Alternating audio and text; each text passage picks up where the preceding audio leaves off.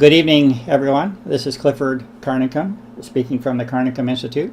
And tonight we have a presentation on the third section of a rather lengthy paper that has been developed and written over the last year plus, related to some rather serious and extensive research on the Morgellons condition in particular.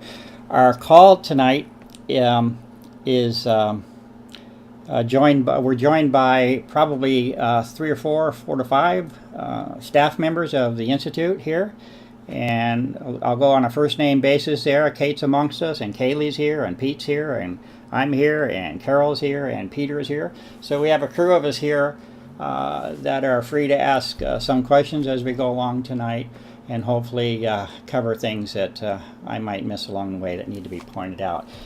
We have probably a half a dozen sort of topics to cover on the paper, and after each one we'll try to remember to ask for questions. So the title of this paper is called Morgellons, a Working Hypothesis, and it has a subtitle of Neurothyroid Liver Oxygen Protein and Iron Disruption. The paper has now been broken up into the 3 natural stages that evolved. And we have made previous webinars over this last 6 months or so on those previous 2 sections.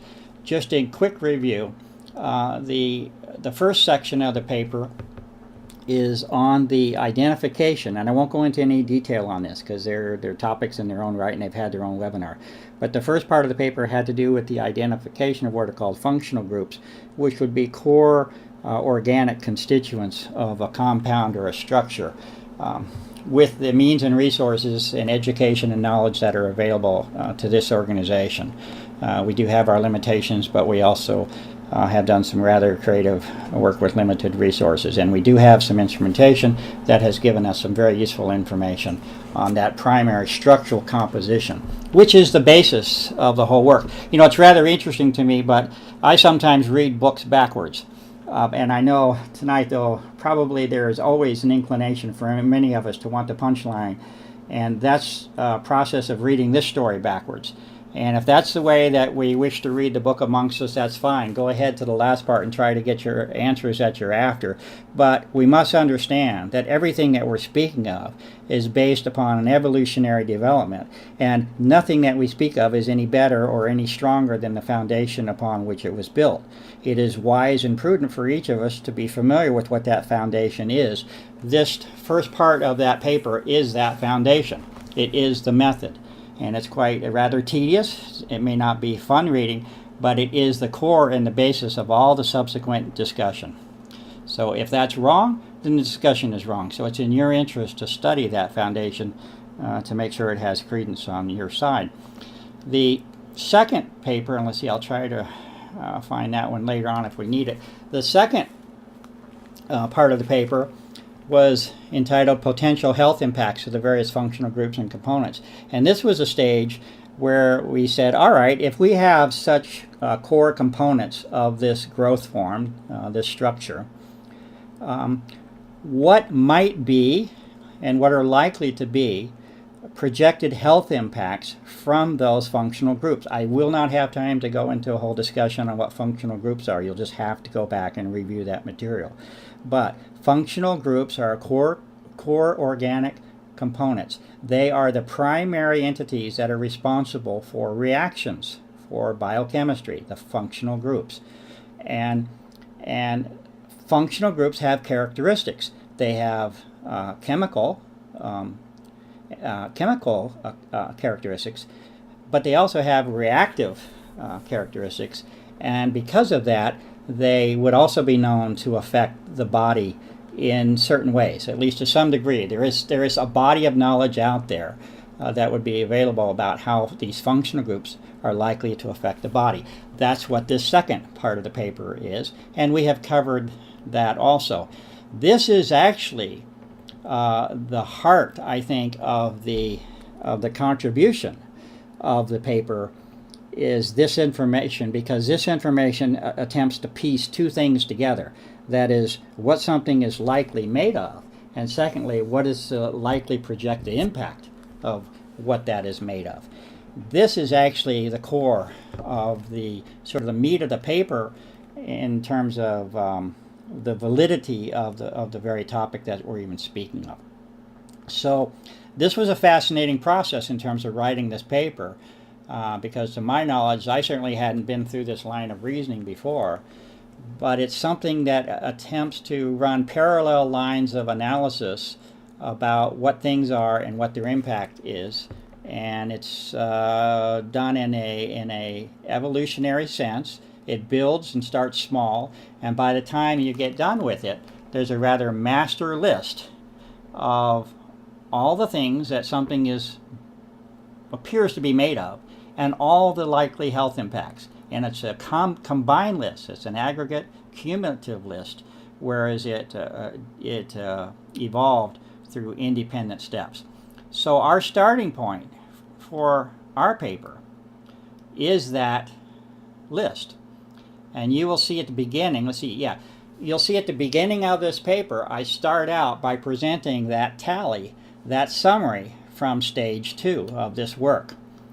And this is that list. And you'll see the headers on that column exactly as I spoke of. Functional groups, and on the right side, what are the likely expected impacts from that. Okay. Now, let's start at the beginning so I don't sort of get out of sequence here. The abstract is there for each paper. I won't take the time to read it, but it basically says we have good reason to believe we expect certain health impacts to occur based upon knowledge of this composition. And there's the identification of the paper. We have our caveat, as always. I have no medical basis for this discussion whatsoever. I'm acting as an independent researcher. There's no medical advice or diagnosis being given here of any kind, and the information is provided for informational and research value, and it's up to the public and the reader and the listener to determine the merit of that information and the application of that information to their own individual case. That's the caveat, and then we start. And what I have to say to start here is that even though I'm going to attempt to help the best I can, and that's why I wrote this last section of the paper about presenting what I would call strategies. They're not therapies, they're not diagnoses, but I would call them strategies. They're lines of reasoning, they are considerations that may offer the potential of improved health, specifically as it relates to the findings of the research on the Morgellons condition over the years. Now, what fascinated me when I became immersed in this project over the last year is that there is a tendency for us to become what I would say preoccupied with this particular, call it condition. Whether we use the word condition or disease, these terms become very negotiable and debatable the more we talk about it. In fact, in ways that we won't even be able to talk about tonight. There is no proper characterization of this because it has not been approached from the scientific community properly yet. But what was fascinating to me was I took this problem in terms of how would we improve our health from a general standpoint first, regardless of, quote, this particular condition, like if not assuming I had tuberculosis, or not assuming I had Lyme's disease, or not assuming, I had cancer. But what if I was sick? What if I was sick? What do we know about disease in general? And the place to go for this is pathology. This would be pathology textbooks. And I was at a used bookstore there in Flagstaff when I found this, 2,000-page thick book. And it's by a guy named Robbins. It's quite a classic. And it's called Robbins' Pathological Basis of Disease. And I've said this maybe before, but I picked up this book and I was completely just engaged in the first 30 pages of this book. I never have read that entire book. I've got my life ahead of me to do that. The first 35 pages of this book were enough to completely occupy me in terms of the revelation of how much we actually already know about disease. And in that book, in the opening chapter of a standard reference but grounded pathology book, there is a clear declaration. It's not a maybe. It's not ambiguous. The book was written in 1978, the one that I have, and it was very clearly stated at that time in 1978 that we know the primary causes of disease. And this is a list of those 4 causes. And it's an eye-opener to me, because the book did not say, this is if you have tuberculosis, this is the cause of disease. This said, this is the cause of disease. So to me, it was like straightforward. We actually know a whole lot more than many of us have even give credit to, or are aware how much we know. And so here are these 4 things. And the first one is maintenance of the integrity of the cell membranes. Think of it as a house there, right? The walls have to be in place. If your house comes tumbling down, you're tumbling down. Number 2, aerobic respiration. This is about energy, right? Aerobic respiration is the process of imbibing and conversion of energy to the body. So if you want to think of it as a machine, the machine has to run. So it has to be structurally sound, and the energy has to flow through the machine. And the third is synthesis of enzymic and structural proteins. And what does this mean?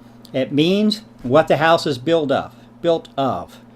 Okay? Not only does it have to be structurally sound, but it has to be made of the right thing. And the last one is preservation of the integrity of the genetic apparatus of the cell. Now, that may be too general for some people, but it wasn't too general for me, because it's saying we have to go after these no matter what we're talking about. And this has changed my perception of, call it, this particular condition over the years, is that I think it is helpful for us to look in terms of health from a broader standpoint, rather than focus, and in fact, many cases, focus on the what I call the superficial, or certainly surface evidence or symptoms of a particular condition. This is, of course, what much of holistic medicine has come about, to get at the underlying causes. These 4 things will be at the underlying cause of all disease. There will be a malfunction of one or more of these things that are contributing to that disease. Now, as usual, and Kate will have to put up with me, but as usual, I'll never keep up on my schedule, folks, but I'll do the best I can. That was the introduction, and that was important, and I'm saying there why this is so important. So there's the 4 things in lay language. Okay, and you see me talking about how I'm after the root understanding of, quote, disease first, before we even get going. And then I say, all right, now that we have this in place, let's try to go to work on this particular problem. So this is that list that I was referring to. I will not have time to go through it all. We have done it at the end of the second webinar, I believe, to sort of show you how this list evolved. But it's a rather fascinating list, because for the first time I've seen, it puts together a compositional framework on the left side about what we think things are made of, and on the right side it says what we can expect to happen from them, what influences would happen from these. Now, functional groups in themselves are not good or bad. Functional groups are the basis of organic chemistry, and they therefore can lead to proper chemistry and also imbalanced chemistry. But we're looking at imbalances, and so that is the thrust of the list that has developed on the right side. And so if you look on the right side, we'll go through it very briefly, but it is saying that you actually expect to see these imbalances as likely or could occur. I can say either way. They might occur, or I wouldn't be surprised if they did occur. And the list is rather powerful. if you look at this list, because in the end we see, this was one of the findings of the paper, we have an extraordinary match between the potential impacts of these groups, these functional groups, and the actual evidence that we see, the actual information and symptoms that we see presenting within the population. So very quickly going through them, you see references to oxygen problems, you see structural forms that can develop made of certain things, okay, particularly with the filaments there, okay, they are made of things, and at some point we're going to learn even more about that. Then you start seeing okay, skin, this is all about the filaments, okay? We see everything that we're talking about here, we see. It's been reported in a substantive way, and that's why it's on this list. Fatigue issues and associations with those, hair, gastrointestinal, immune system. These are major topics, and you're already seeing major systems of the body that are expected to have problems if these are disturbed, and these functional groups can have a role in this. Oxidation, free radicals, lower energy, the relationship between bacteria and blood, smoking, greater inhibition of oxygen flow, blood issues, again relating to bacteria, metabolic disruption, thyroid starting to kick in there, liver toxicity, gallbladder, has to do with the whole acidity and alkalizing systems of the body, so that's showing up. Then you see problems likely occurring with the skin, you see temperature issues, and you start to see more serious potential implications of neurological and cognitive functions. And then joint pain, liver, and you know, this list may be overwhelming to some, but it's simply the result of the research. It says these things could happen. It doesn't say they are happening, but it says they could happen, and we would not be surprised if they happen. Respiratory problems, okay, and how those can tie in. Dental issues, chronic itching of the skin. Every one of these is listed through that study of the functional groups and how they can affect the body, okay. Energy production, urinary tract. That is one heck of a list. There's no way around it, and it took a lot of work to come to that list. Now, from my standpoint, I believe that right now, at this point in time, with what I have just spoken, and that the result of that work to that point, listing that table, that we actually have, all of us have, sufficient information without me going any further to begin the process. If you study the paper up to this point and make your judgment as to whether or not it has merit or not, I think that we are all sufficiently equipped to begin the process of doing our own research in our own way, with our own counsel and our own support of professionals, to improve our health. I'm not a doctor. I am going to continue the paper, and we're going to talk about what I can suggest as being possibilities for improving it. But the information is actually in hand at that point in the paper. It's saying these are issues that you might want to be looking at, and if you have, for example, if you have evidence that bacteria in the blood is a problem, then start reading about bacterial blood infections. Start educating yourself, okay? And this is maybe my little moral diatribe, but I think we have the responsibility to educate ourselves in the process and not just expect health to come to us on a platter. It doesn't come that way. This is a continuous journey, and it's a very serious journey, and we have a responsibility for it. And there's no way that I can cut short this process that I have been through. And it's a continuous journey. But I will try to help the best that I can with the caveats that I have given. But understand, you have the information in your hands to begin that process yourself. You will find in this part of the paper, the third part of the paper, is not original research, as I call it. Some others might, but I call original research when I observe and I interpret and I analyze something. And I suggest what it means. That's done at the end of that table.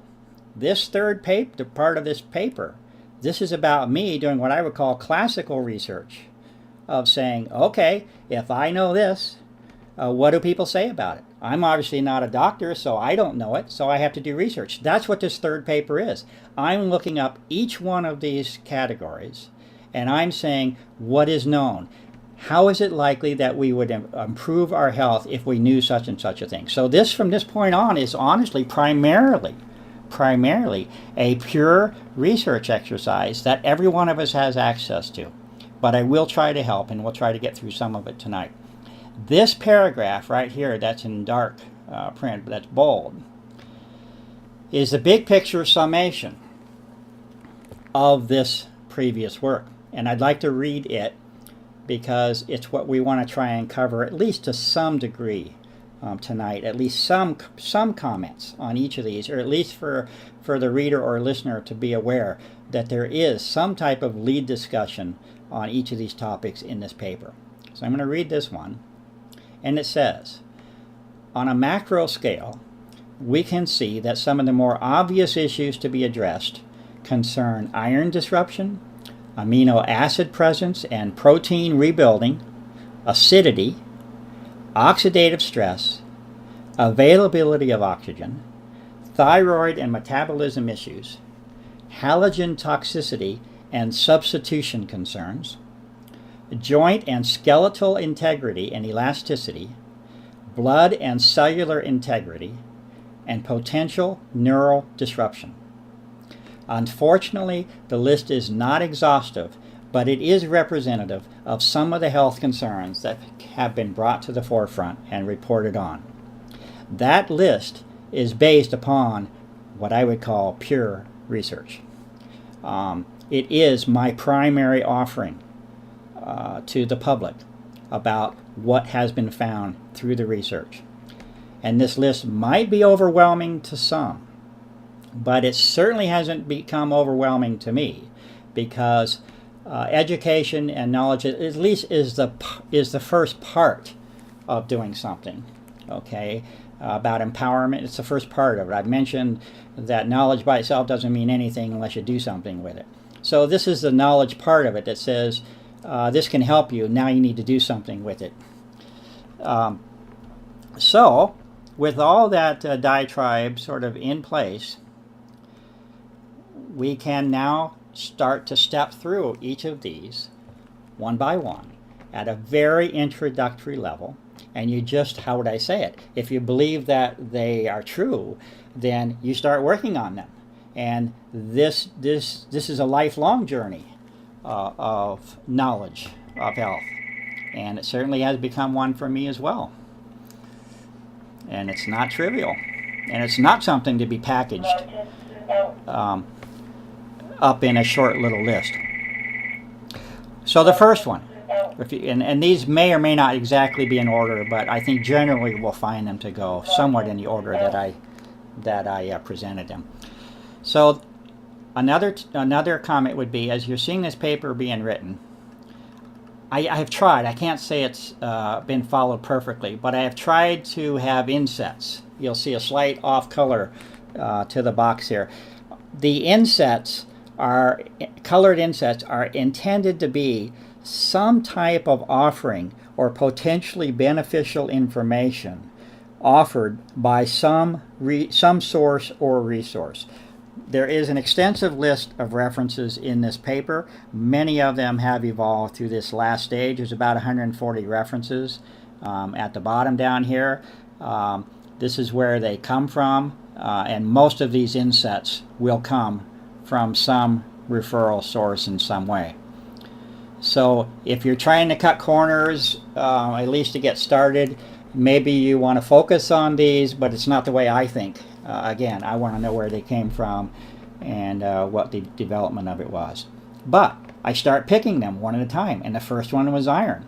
And you're also going to see, as we go through this paper, you're going to see me like try to offer something about this is what somebody says, but you are going to see numerous references to previous papers I have written.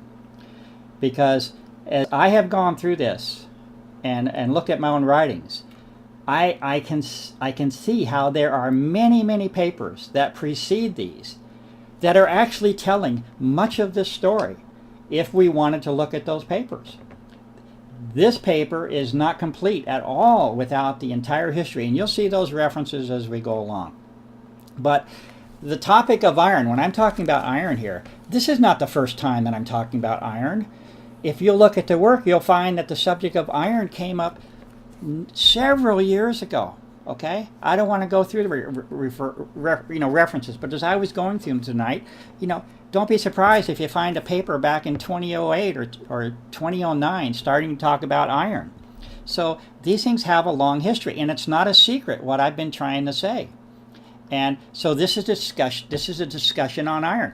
I don't think it's going to be at all practical for me tonight to try to go through all these things that I'm trying to say. But you will see me talking about iron as an example. As an example, if we can show, and if we can make the case that this growth form is disturbing the iron in the body, and I think such a case can be made, along with many other cases that are all mentioned here. But pick iron as an example as a way of thinking about this.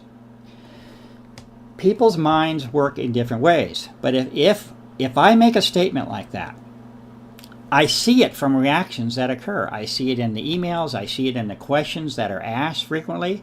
If you simply make a comment, excuse me, something to the effect of, it looks possible that iron may be disrupted. Do you know that one of the most common responses that people seem to take is, oh, I guess I should take more iron? It's an extremely common reaction. And I'm here to say that this type of thinking is far too simplistic from what I see. If you just find that there's an issue with something, you don't just take it to assume that that's going to fix the case. And this is very much relevant to the case of iron. This is why doctors are doctors. Doctors have knowledge that there are repercussions to things, and you need to know these repercussions. And you don't just say, I have a problem, and you take it, and you think that fixes the problem. Iron can be a problem if you take too much of it. And anything will kill you if you take too much of it. And how much do you know how to take? I'm not here to give you amounts or specific things, but I suggest, as one example, I suggest here. All right, if we have an iron problem, rather than just immediately jump to the conclusion that I'm supposed to take iron, why don't we think in a couple of different ways? And an example of a different way to think is, if I have a problem with iron, rather than take more of it, might it not be a good idea to think about or ask the question of whether or not I'm using what I have, right? The body has a storehouse of iron in it. Wouldn't it make more sense to examine the question of whether or not you are utilizing the iron that you have in your body before you automatically jump to the conclusion, the assumption that you should take iron? This is an example of the type of thinking that I am trying to encourage, the process of education and becoming aware that life is not so simple in the world of disease and illness that you just take something. I very much have drawn away from the notion you just take a supplement and life is all good. So start learning about chelation of iron, the business of trapping iron, of holding iron so that it's held in containment, so that it can be utilized effectively. That's what chelation is about, and you'll see me talking about that. Start learning about things that help you utilize the iron that you have in your body already. And you're going to find, I'll give you the references I have, okay? You're going to find that vitamin C will start showing up. Vitamin C probably shows up in a dozen different ways as one of the primary type of mechanisms or substances that can be have benefit in numerous ways. And another one is with iron. Start looking at. When I look at this, in some ways it seems overwhelming, and yet to me it's very magical to look at, because it's like this puzzle that just unfolds if you're willing to look at it. I didn't know, but do you know that bacteria don't exist without iron? Iron is at the foundation of bacterial growth. There's tremendous research being done about the very fundamental connection between the presence of iron and the growth of bacteria. Okay? So if you have bacteria in your blood or your body, you might want to be looking about the relationship with iron that is almost certain to exist. You'll find a statement here that you're not going anywhere in the world of bacteria without its relationship to iron being understood. Okay? Now, I'll have to try and move through this a little bit more, and I suppose what I'm trying to impart tonight, I'll never have time to go through this paper entirely, but I've given you the cheat sheet if you want it. If you want to read the colored sections in the end, it might put you on target for at least some of the things that are sort of high points that you want to bring up with your medical professional or health professional. But I'm telling you, there's a lot more behind the scenes that I hope you'll be willing to take the time to read where they've come from. If you start seeing me here talking about vitamin C, NAC, N-acetylcysteine, and glutathione, you will frequently hear me or see me say, we also recall from the earlier papers mentioned an important discussion. This is not the first time. There were tests done years ago. I'll give you an example. Let me go find an example for you. Let's see if I can find this. There is a paper where years ago,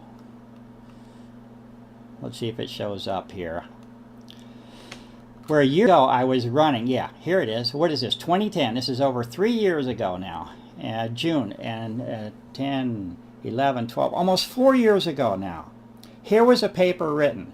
You see me starting to talk about bacteria there, right? But take a look at this paper, and you'll see that 4 years ago,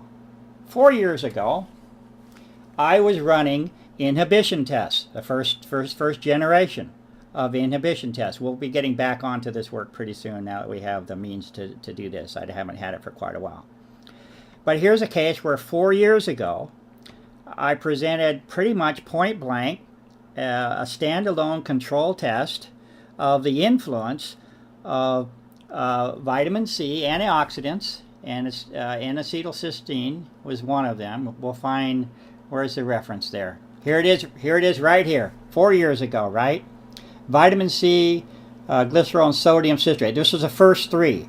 But the point is, you'll start seeing mention of antioxidants and their likely role in inhibiting the growth of this form. There's a history here, is what I'm trying to say, and I encourage you to become familiar with that history, and also encourage our staff amongst us to continue to contribute to the process of abstract writing, to summarize this work, because I know it can be a lot, and we're trying to do that on our side, from the Institute side, is to give you summaries to point the way. But there is a mutual responsibility here, and we're doing the most that we can, and I'm hoping you'll do what you can and understand that there's a fairly long history here, and it's leading to a very consistent picture. And so you start seeing the role of antioxidants start to show up already right here, okay? And it's already tying in with the iron issue, okay? And look at this. There's a paper. This was the one written 4 years ago. The hypothesis to be made here is that the growth of the organism itself may be interfered with as a result of this work. I would consider that a strategy 4 years ago that we could start to employ. And this would be specifically the case of antioxidants and an understanding of utilizing iron that we have, and chelation of iron in our bodies and this type of thing. Okay, and then here we're referenced to those papers. This was a fascinating paper here, and it's directly relevant here. It's not like it should be skipped. This paper right here is a most amazing paper because, and by the way, listen to Mark Hyman and these guys that are on here. These guys are put on here for a reason. They all have a story to tell. Watch these videos on glutathione and Parkinson's disease. They're absolutely fascinating. This video, it looks like it was done 20 years ago. Perlmutter, absolutely incredible. You want to question the role of antioxidants? Here's a major debilitating neural disease, and here's a person that is injecting glutathione. And watch these videos and look at what happens with these people. You can see in 2 to 3 minutes the role and importance of antioxidants in our lives, and particularly in this case direct and immediate benefit and impact to those with Parkinson's disease, completely debilitating and serious conditions. They're just incredible and fascinating to watch. So all this information is on there for a reason for you, not for something just to be skipped. Now in this paper, this graph, these are a series of graphs, and what these graphs are doing is they're trying to show you that this iron is locked up in this organism. It's locked up, and that's not good because we need that iron, like I'm talking about with utilization. We need to utilize our existing iron. Listen, if you add more to something that knows how to contain it, you're not going anywhere, right? So this was a paper done to start to find out, is there a way that we might be able to break down these iron bonds that are locked up within this growth structure? And this is a paper that found a level of progress in that work. And man, maybe I get a lot more jazz than other people do about seeing this, but this was an incredible finding, because what I'm doing here is I'm looking at antioxidants and how effective they are, and can they? The first question is, can they do anything to break down these iron bonds, these sulfur and iron bonds that appear to be there? And these graphs, what these graphs are showing you here is nothing's happening, that this is not fun, that no matter what I'm trying, nothing's working there.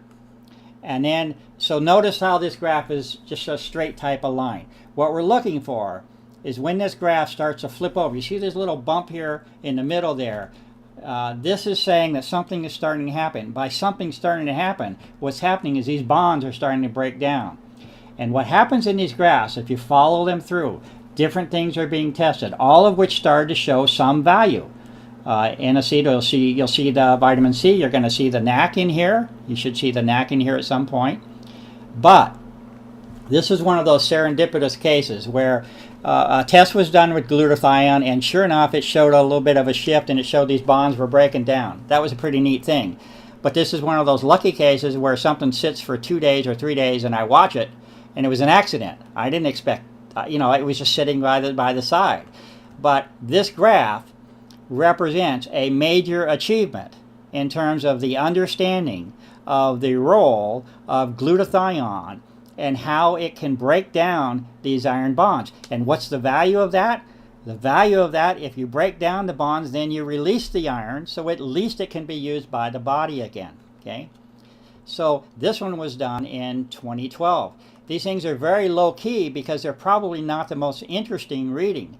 But I'm saying in here, in all of this work, is detailed and hidden, I suppose, in some ways, and we're trying to make it as open as we can, but the story that has evolved here to lead us to the current level of understanding. This paper that I'm writing, it was simply a goal to try and synthesize things, because I know it's been broken up into a lot of parts, because that's been the method of discovery. It's slow and painful sometimes. But I guess I'm begging and asking you not to skip these references. These references are all here, and they represent years of work for a reason, and they are, again, part of the evolution of the current understanding that is expressed in these papers. There's your references on glutathione, right? You have a webinar with Mark Kilcoyne. Again, it's worth your time, I think. Mark Kilcoyne's a good man. All right, so that's one. That's one. And I was trying to see, right here, take too much iron. This is an example. Take too much of something, what can happen? Indigestion, stomach pain, constipation, diarrhea, nausea, vomiting, back pain, muscle pain, chest pain, right? You get the drift? You don't just take something. Look at this, high dosages. Stomach and intestinal problems, liver failure, dangerously low blood pressure, and death. Iron poisoning is the most common cause of poisoning deaths in children. Serious business, right? What is one of our jobs? One of our jobs is to get the health professionals on board to help you and to help us. Not for us to play the role of doctor trying to fix ourselves, but to say, hey, looks like we've got something going on, and we got good reason to know that we think something is going on, and we can do something about this, and we need your help. So we're not acting blind where people are just trying things right and left and hoping it works. There's no systematic approach to the problem. If I'm offering something, it's to try and point the way and say, this is what it might be good to know about, and it might be good to get some good knowledge, education, and advice and counsel from those that you respect and trust on these health issues. You get me going on this stuff, and it's just, the state of medical care in this country. It's so sad. People are being forced. They're being forced to experiment on themselves all the time because they have no means of help. And it's wrong. All right, so this is telling you about how vitamin C is working, what it does. And when you start seeing me talk about iron, and you're going to start seeing this thing about +2 and +3, and you're seeing, it's chemistry, I don't need to know that, I don't know, it's too complicated for me. Well, sorry, it's important. And those little plus signs, +2 and +3, they tell you whether your blood's working or not. If your iron is messed up in terms of its chemical state, it's not working. And this is an introduction to the topic of what's called oxidation stress. Okay? It's not just a chemical term. It's an expression of a state of nature. And that state of nature determines in part how well your body can function. So it is in our interest to learn what oxidation is and how it affects the body. You will find in that list of 4 things. Well, I'll wait till we get there. But do you remember how we talked about those 4 things at the beginning? Yeah, right here. These 4 things about how the body breaks down. And you see this thing about aerobic respiration showing up, right? Well, this means oxygen. And again, same idea. If somebody says you have a problem with oxygen, well, some people are of a mindset, they say, oh, well, I guess I need more oxygen. So they start taking peroxide or such inside their body, or oxygen therapy. I'm saying once again, may not be the wisest choice. Better understand the utilization of oxygen in your body before you just go take oxygen, because oxygen will kill you too if you have too much of it. So let me try and get back to where this was. Because the point is that you're going to start now seeing this discussion about oxidation, and it's tying in with the iron discussion. And then you're hearing the word antioxidant. And why are you hearing the word antioxidant? Because this is a means that many people feel that is effective to regulate and to contain excessive oxidation. And there is a term for it called oxidative stress. And oxidative stress represents an imbalance in your body in essentially the electron flow is what it comes down to me. Much of chemistry is involved with electron flow and the repelling and combination of charges is what much of chemistry is about. And so you're going to see this term of oxidative stress come up, and I'm guessing there's the business on bacteria. Oh, look at that line. Look at that line. A bacterium that infects the blood requires a source of iron if it is to grow and reproduce. That was amazing to me when I saw that one. Okay. It says it requires it. It doesn't say it would like it. It says it requires it. So if you have an iron imbalance, which again was tied in with an oxidative state imbalance, let me back up on that so we understand what I'm talking about. More specifically, the iron in your blood needs to be in a particular charge state for it to work. In other words, your oxygen will not bind to the iron in your blood unless that iron is in a certain state of existence. This life form, this structural form, everything says that it disturbs that state of the iron.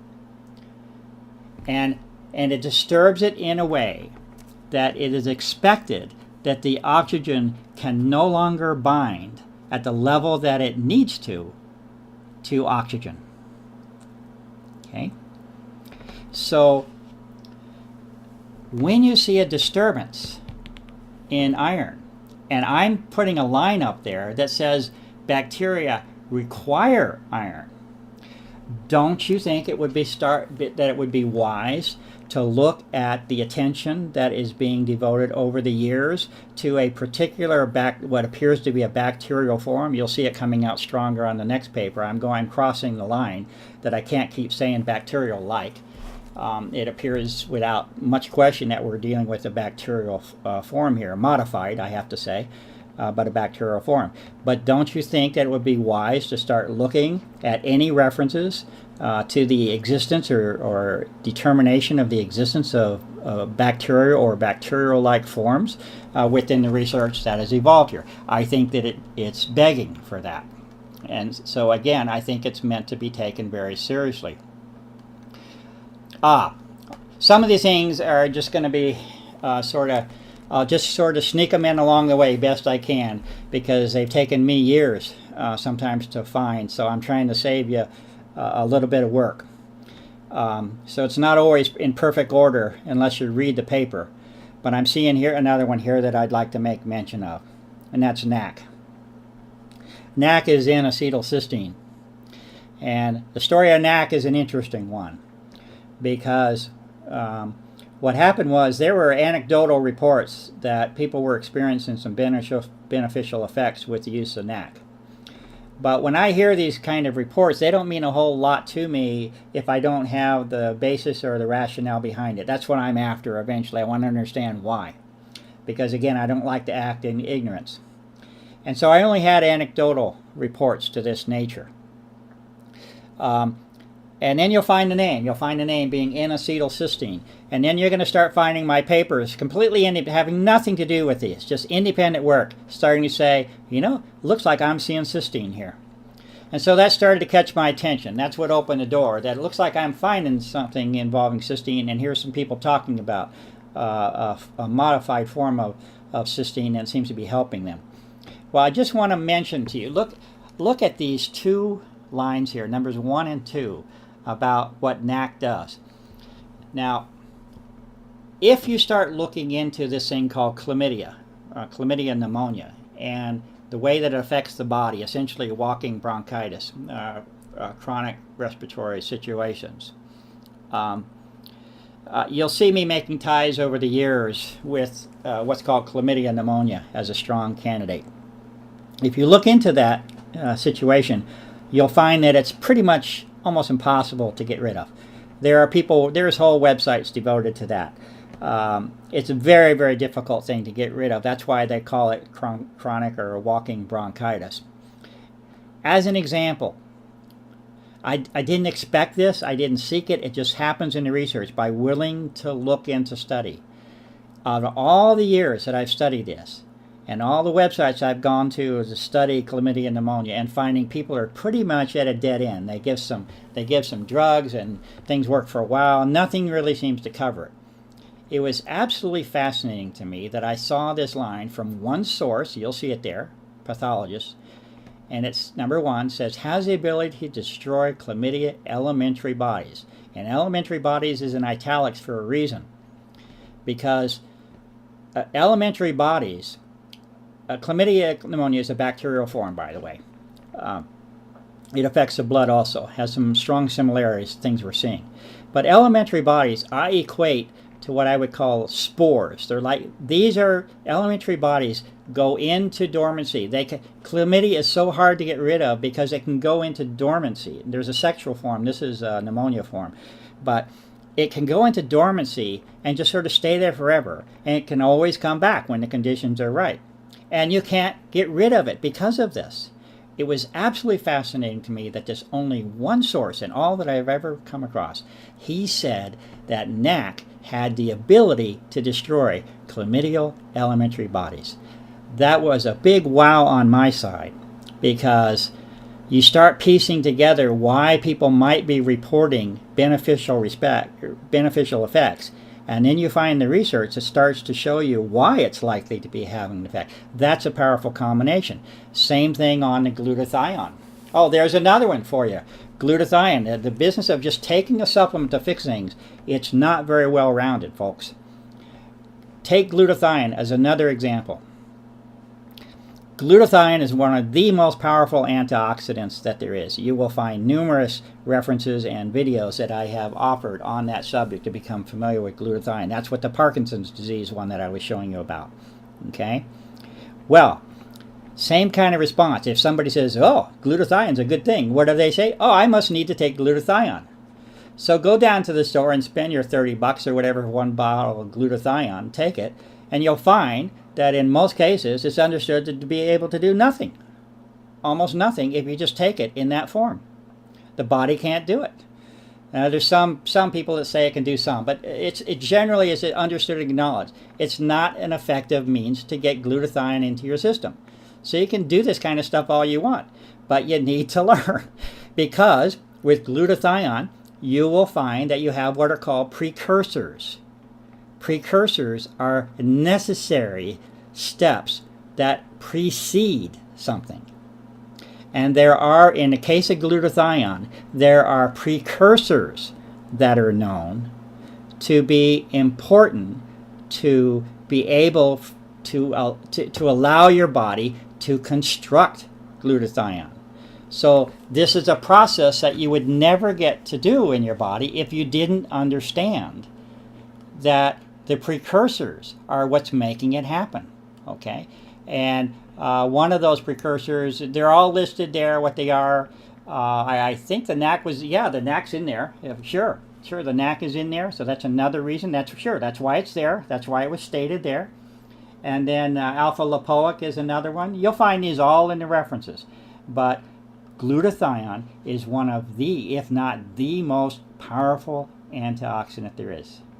Talked about. This is Pete Clifford. Hi, Pete. And how you doing, Clifford? Pretty darn good.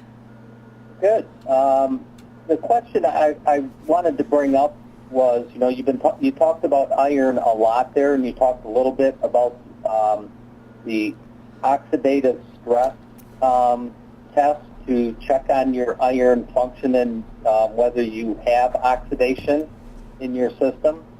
So I guess what I wanted to ask is, you know, what kind of test for iron functions can we do, and you know, is this something that we have to go to our doctor to get a test of our basic iron function, or is there some way that we can do that? We can order stuff over the internet to do that ourselves to get an idea of what our iron function is, because this is so important. It seems like we should have a baseline understanding of what our oxidation level is in our system. Okay, Pete, great question. I'm going to probably jump ahead on the paper and try and hit some of that. And I think you might be familiar with the one test that we have talked about in the past, and I want to mention that. Let's sort of open up the topic of what Pete is asking here. Again, understanding we're not trying to play the role of doctor, because that's not a fair thing, but also the question is, what can we do? Are there some certain things we can do? And this is an example of jumping ahead here a little bit, but let's do this. And yeah, let's start with this, and then I also would like to find a reference to a book. See if I can find that quickly or not for you. Bear with me a bit. Liver is an interesting thing. You get to watch videos here too, sometimes, so it's not all hard work. Yeah. By the way, those are some really good videos. If anybody else, I don't know if anybody else has watched them. I've watched a few of them. They are very informative. Okay, and I'm trying to find, well, I'll mention the name if I don't see it, but I'll start with this. You see that I'm down about 2/3 of the way through the paper now. And that means there were some things intervening that we'd like to try and cover if I can, because they would have gone through another issue, like acidity is a big one. But let's use this as an example.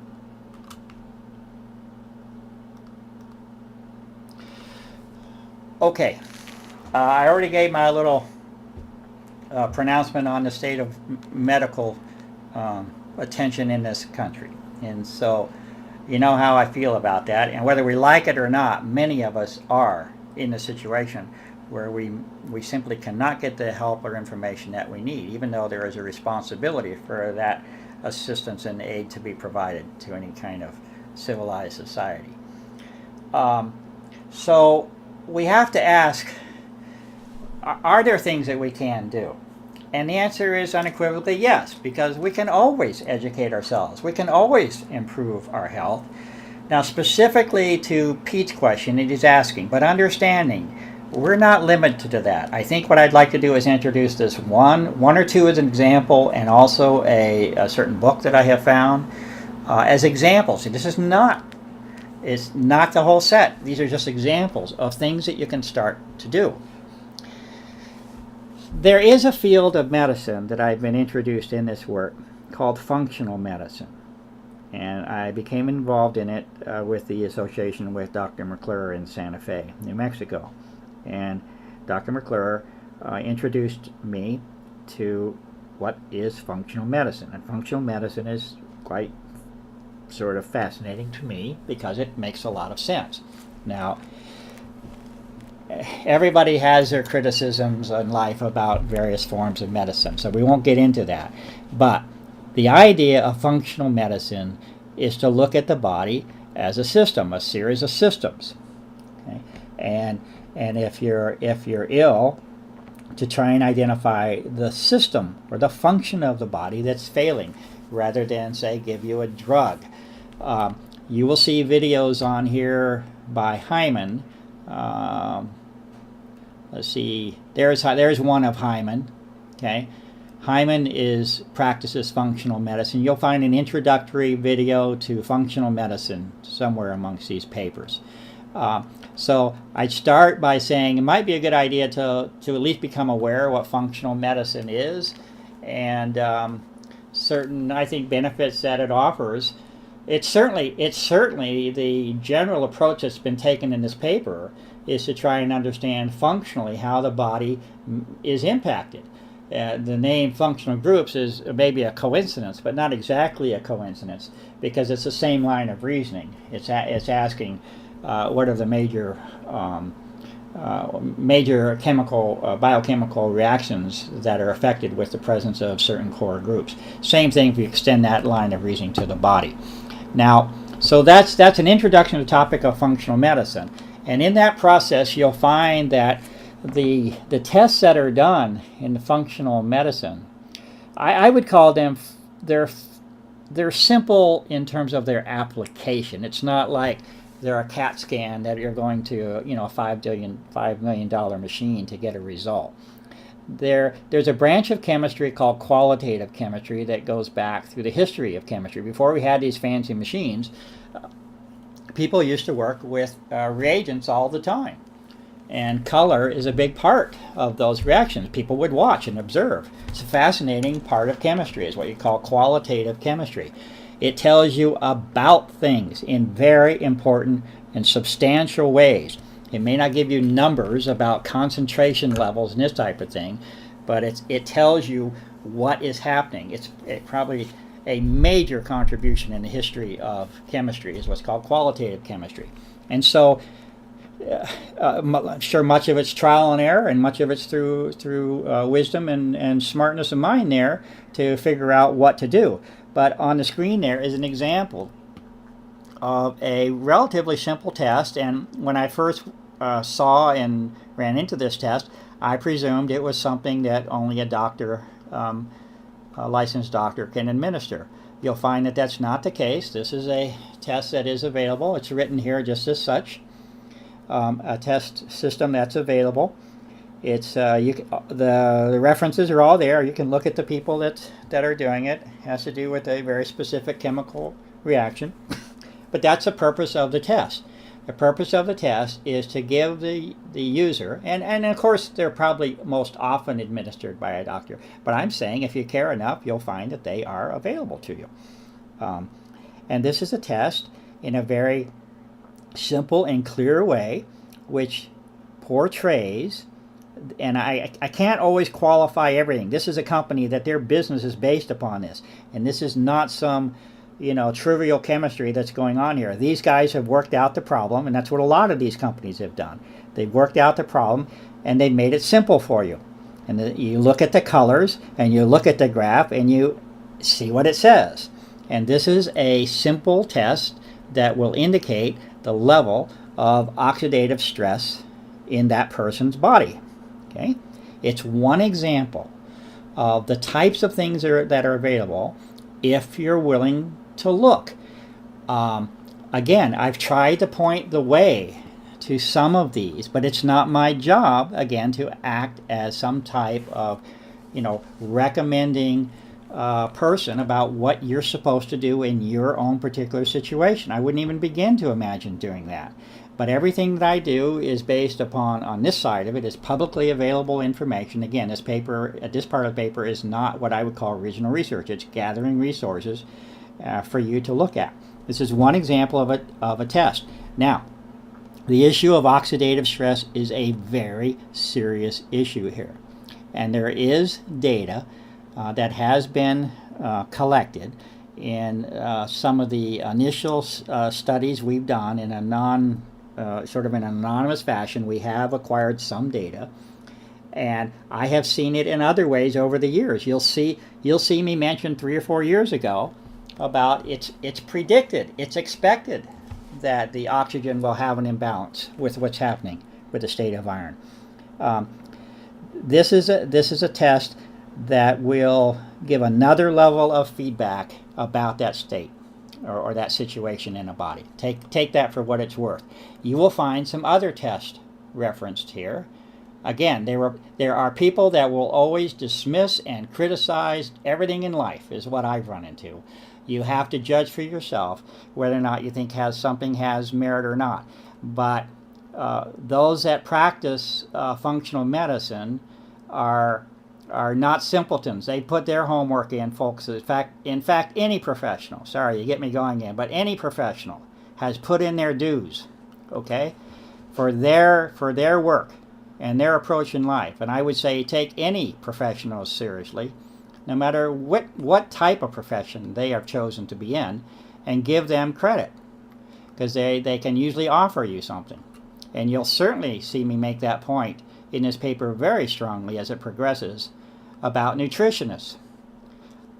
Nutrition has become a focal point of where my thinking has gone over the years. I'm a little bit on the what you call the mature stage, so I don't get to start things over at 5 years of age. But I'm saying if I did, and even there's no reason to ever hesitate, nutrition is where it's at, is what I'm seeing. You want to be healthy, start studying nutrition, and talk about unsung heroes and nutritionists of the world have been trying to tell us for years how you try and improve bodily health. I'll apologize only partly for that, because I'll say it even stronger at the end of the paper. There's other tests hidden in here about acidity. We haven't really talked about acidity. I'm going to try and find that for you quickly, so you'll see an example of it. The oxidative test was there. Forgive the moving screen right now. There. All right. So there's another test. Again, people criticize everything. Do your own homework as to whether or not you think something has merit or not. But let's start talking about acidity a little bit. One of the core manifestations of this condition also appears to include that of excessive acidity in the body. There is a major section of this paper devoted to the topic of acidity and what that means. And I'm going to have to back up a little bit because I have to cover this a little bit more fairly. But in terms of trying to respond to Pete's question, I'll try and answer it here a little bit, and then I'm going to back up and dig into a little bit deeper on this acidity issue. This is a test which is an attempt to assess the ability of your body to respond to imbalances in minerals, and you'll find that that imbalance is directly tied to acidity problems. And so this is a very simple test that can be made. Again, people will criticize it. You can judge for yourself. But it's a very specific test, and it can be duplicated, and it has a rationale behind it, and it's discussed. Now, so that's another example. And then I wanted to go ahead and mention this book for you. Oh, and there, look, here's the introductory video on functional medicine. You know, and by the way, if you look at it, Hyman was an MD, right? He has his credentials. He's done his work. He has just decided in his life that he wanted to take on the health issues from a functional medicine standpoint. I'm not advocating only functional medicine. I'm just saying give these people credit where it's due. And you have some very serious people that are trying to help all of us. And Hyman is one of those people. And he's got his MD credentials if you think that's all that matters in life. Now, another guy. Take a look at Weatherby. Let me drop it down on the screen just a little bit, and I'll have to go down to the reference. I'm still trying to answer Pete's question. This guy named Weatherby. Weatherby has written an entire book, simple to understand. It's made for the practitioner. Okay, so it's not made for the general reader, but if you can buy it, you can read it. And the title of the book right here, 110B, is this one, right? Here's the title, Complete Practitioner's Guide to Take-Home Testing. Tools for Gathering More Valuable Patient Data by Dr. Dickon Weatherby. This person is a person that freely offers information. He's written several books. He is from the functional medicine side. Again, I'm not saying that's the only approach in life. I'm just saying at the big picture level, like I'm trying to work with here, it certainly does have some real value, I would say. But that whole book is a book of very simple tests, things such as simple as holding your breath. See how long you can hold your breath. I'm not saying do it. I'm saying, get the book, read it. Don't take it from me. But a test involving how long you can hold your breath and what that means in terms of the acid state of your body. Okay? The book is full of simple things, some of them a little bit more involved, but they're all approachable, I guess is what I'm saying.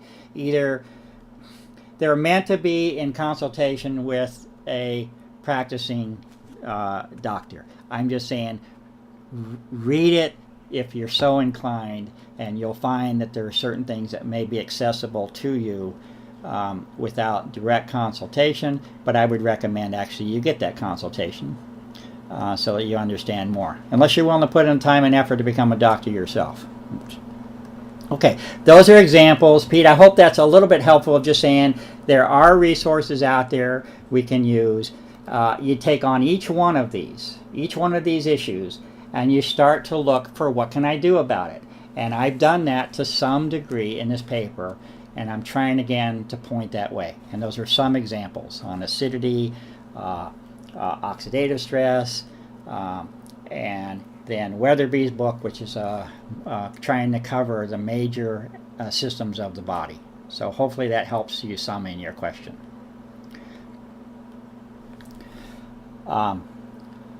Okay, let me back up to the acidity issue, because I would like to find the spot. Yeah, there's probably a couple things I need to try to say here. Let's see if I can find it. One of them, and excuse the screen, you know, some people can't handle a flashing screen like that. So I'm sorry, you just have to hang with me until I figure it out where I'm after on the paper. But here was the introduction. There's the introduction. Looks like it's just about halfway through the paper, right? And it says the next impact upon health that we transition to is that of excessive acidity or acidosis. You will see me giving attention to the fact of there is controversy. Talk about people criticizing. Okay, they're all out there. Again, do your own work. There are people saying what I eat matters. This the basic argument that I see is there are people that say what I eat matters. And my body's chemistry is affected by what I eat. And there's other people who say you can't do anything to change your pH. You're ridiculous for even trying to think that you can affect your pH. You can't measure your urine pH to tell what's happening with your body. And other people say, you know, I think I can get some useful information from this. These are the controversies that take place. Okay?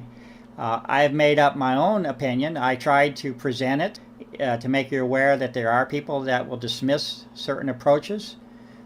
I'll tell you what I did on this in terms of the question of acid. I saw, if you go reading on changing the acid or alkalinity state of your body, you immediately will become mired in controversy, ridicule, non-referenced sources, all talking about what you can and can't do and shouldn't do and what happens and what doesn't happen. And all the criticism as well as the advocates that go along with it. This is what I ran into. So what I did, my approach to the acid question was saying, okay, it looks like there's a lot of controversy and people aren't going to agree on this one too well. So let's go after the medical definition first, the medical state of what they'll call acidosis. Okay? And what is that condition and what's its impact upon the body? And so that's what I did. I looked at it from the medical sort of emergency side. What's the worst case scenario? And what happens in that case? And you're going to find that your entire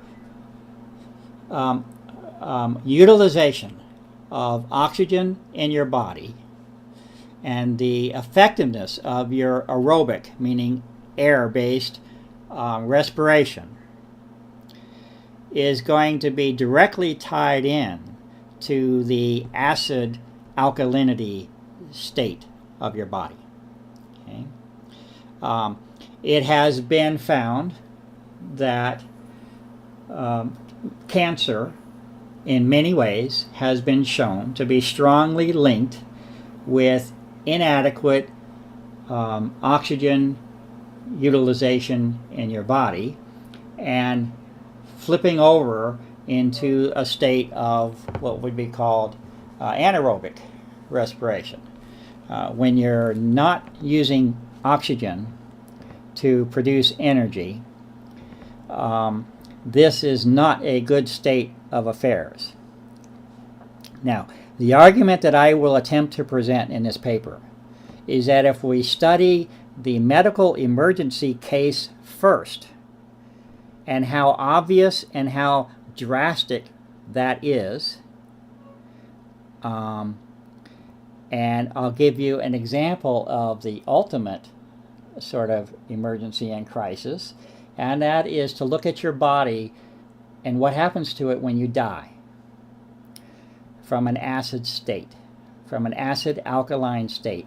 Look at what happens when you die. And you will find that you will go into anaerobic processes and that your body will turn highly acidic. Okay? Now, my argument that I took was, if I understand what's happening at the sort of critical case, can we not, at least to some degree, interpolate, trying to separate ourselves from the controversy, but can we interpolate to some degree whether at least it's perceived to be beneficial or harmful to have, call it excess acid or excess alkalinity for that matter in our body? And could it matter what you eat? These type of questions. And you'll find me working my own way through that middle territory, trying to ask the question, does it matter? Does it matter what I eat? Okay? Could I measure my saliva and my urine pH? And what might they tell me? And are they different, what they tell me? These types of things, okay? If you will find, okay, you got me, these statements are like all over the place. If you just look at them, they're all over. Look at these statements that are here. Acidity is not a trivial issue, just as oxygen is not a trivial issue. Look at these two statements. The first one on the screen there, and this is in the bold, right? This is like the easy one in the little box, right? The rate of cellular metabolic activity affects and at the same time is affected by pH of the body fluids. Number one, telling you pH is pretty darn important to everything that's going on. Look at the next one down there. One of the key determinants of the speed of aging and onset of degenerative diseases is the internal biochemistry and terrain of the body. Internal biochemistry is best measured and discussed in terms of pH. Okay. All right, so obviously it's saying it's in our interest to learn about this issue. And skip the world of the naysayers and people that attempt to marginalize everything, and do your homework and settle for yourself whether you think your body chemistry and pH is important, and whether or not you can do anything at all to measure it or determine what the state of existence is. And my answer is yes, you can do things on all accounts. Absolutely you can. Okay? And another statement that I've come across in my studies that has stuck with me from the beginning, as soon as I started getting involved heavily on the chemistry side. I've said it before, but I'll say it again, because it's an amazing, profound statement of importance. And the statement was, it's straight out of the chemistry books, okay? The statement was that, and they did not use the word some or most. They actually used the word all. The statement was, it was actually in a course on biochemistry, but the statement was, all biochemical reactions take place at a specific pH and temperature. And that one stuck with me, because he, just as we talked about with disease at the beginning, he wasn't qualifying it. He wasn't saying this is important some of the time. He's saying no matter what you are looking at in your body, in all ways, that nothing happens properly. Nothing happens the way it's supposed to, unless it's at the right temperature and it's at the right pH. So this stresses the importance of the issue. I will give a couple of hints about things that I found over time in terms of trying to answer the question, can I learn anything about my state of affairs? And this is where you'll find the controversy. If you find saying, I'm going to measure my saliva pH. And then another person will say that's ridiculous. I'm just going to tell you what I find so far. There's a statement, you'll find it in numerous places if you dig into it far enough. Your urine is telling you what you're getting rid of, and your saliva is telling you what you're holding in. And that, if you accept that sort of premise, then you have some grounds to work with on that one. Because you will learn that it becomes rather incorrect to simplify life again and assume that somehow you're supposed to have this magical pH value where life is good and everything is fine. Everybody's supposed to be, 6.8 or 7 or whatever you want to call it.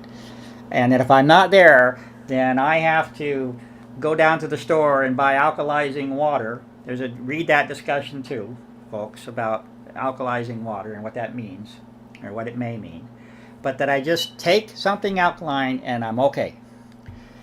I'm saying it's not that simple, but it is approachable. But I'll give you an example. Of how this applies. If your diet is composed of excessively acidic foods, and you're one of those people that's drinking a dozen Mountain Dews a day, or whatever, and then you measure the pH of your urine on a regular basis, and you find it highly acidic, don't be surprised. Okay? Don't be surprised if you accept the argument that your urine pH measures what your body is trying to get rid of. And you also have questions about time of day and all this kind of thing. Okay. Now, the way this applies is that if your urine is acidic, it's like, I'm trying to say it's not necessarily, quote, a bad thing, in the sense that you'll find if it's acidic, it's going to be directly tied into your diet, and your body's doing what it can do under the circumstances to get rid of it, because that's the function of urinating, is to get rid of it. So don't be surprised if your urine is acidic. But ask yourself, the bigger question to ask is, why is it excessively acidic? What is in my diet that might be creating such a situation? Do I want to live in a way such that every day I'm taxing my body and straining my body to get rid of these acidic wastes, the byproducts? Do I want to do that to my body all the time? This is where the argument for what you eat can become important. Okay? And you might want to look at that. In contrast, you'll find to me at least, you'll find a very strong difference in the way that your saliva pH works, and that it is much more stable. And that's because it is, this is again from my interpretation, right? Everybody can do their own homework. But the saliva is representing a more stable state. And so it's not subject to the fluctuations that the urine pH is. Urine pH, you'll find it changing quite a bit during the day. Go eat a meal and take your pH, okay? Your body is responding to it. It's a fairly quick response rate to it. The saliva as a whole is less responsive, and you'll find it being less subject to fluctuations. And I'm aware of how your saliva changes right after you eat, so I'm not trying to say that. I'm just saying the big picture view. My position is that there is value. The summary statement is, from my side, is there is value in monitoring the pH of your body and learning about that subject and how it changes, and how it's known to change. And I think you can come up with an assessment of whether your body might have an acidic state or not. I'm saying that the evidence for this work, first of all, it predicts it, and the work shows it, that there is anticipated to be, and the evidence shows that there is a huge problem with respect to excess acidity in the body. And again, as opposed to just taking something to get, make up for something that's missing, try to find out what it really means. And by trying to find out, I'm saying I'm trying to help you. I'm trying to help you in this paper. And you will find an extended discussion about the likely causes of acidity, and I'll give you a huge hint. I'll try to find at least a tagline for it somewhere. This is all the controversy stuff. This is about the medical emergency issue, okay? But you're going to find the discussion leading to minerals, okay? One very important topic in the subject of acidity, excess acidity in the body, will tie in from numerous sources. You'll find I'll use MDs in many of the cases here for the references, okay? You will find direct information that shows that there will be two main problems tied in with acidity. One will be demineralization of the body, and the other will be the impairment of oxygen flow. Just like I talked about what happens when you die. If the oxygen is not being processed properly and the minerals are being consumed, they will be directly related to acid conditions in the body. Now, there is a case on another paper, and I'll see if I can find it quickly. This is one, and this should be two. I'm hoping I can find this. I think I can. Yes. Now, these pictures are not pleasant to look at, but I'm asking you to look at that center picture there. And this is a picture of some teeth. And these teeth no longer exist in that body. And I'm familiar with the case enough to know some of the specifics that surround it. And what I can tell you is that individual suffered extensive and chronic pain over numerous years. And I'll have to say in retrospect that pain and suffering was because of ignorance. Okay? And the ignorance comes from the fact that if the teeth, and we can extend this to your bones as well, right? If your teeth or your bones are showing problems of demineralization, meaning falling out or breaking or failing,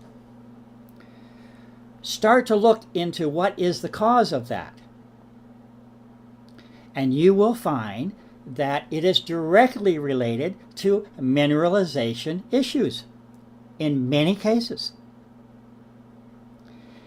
And you will find that there is a very strong connection between demineralization and excess acidity in the body.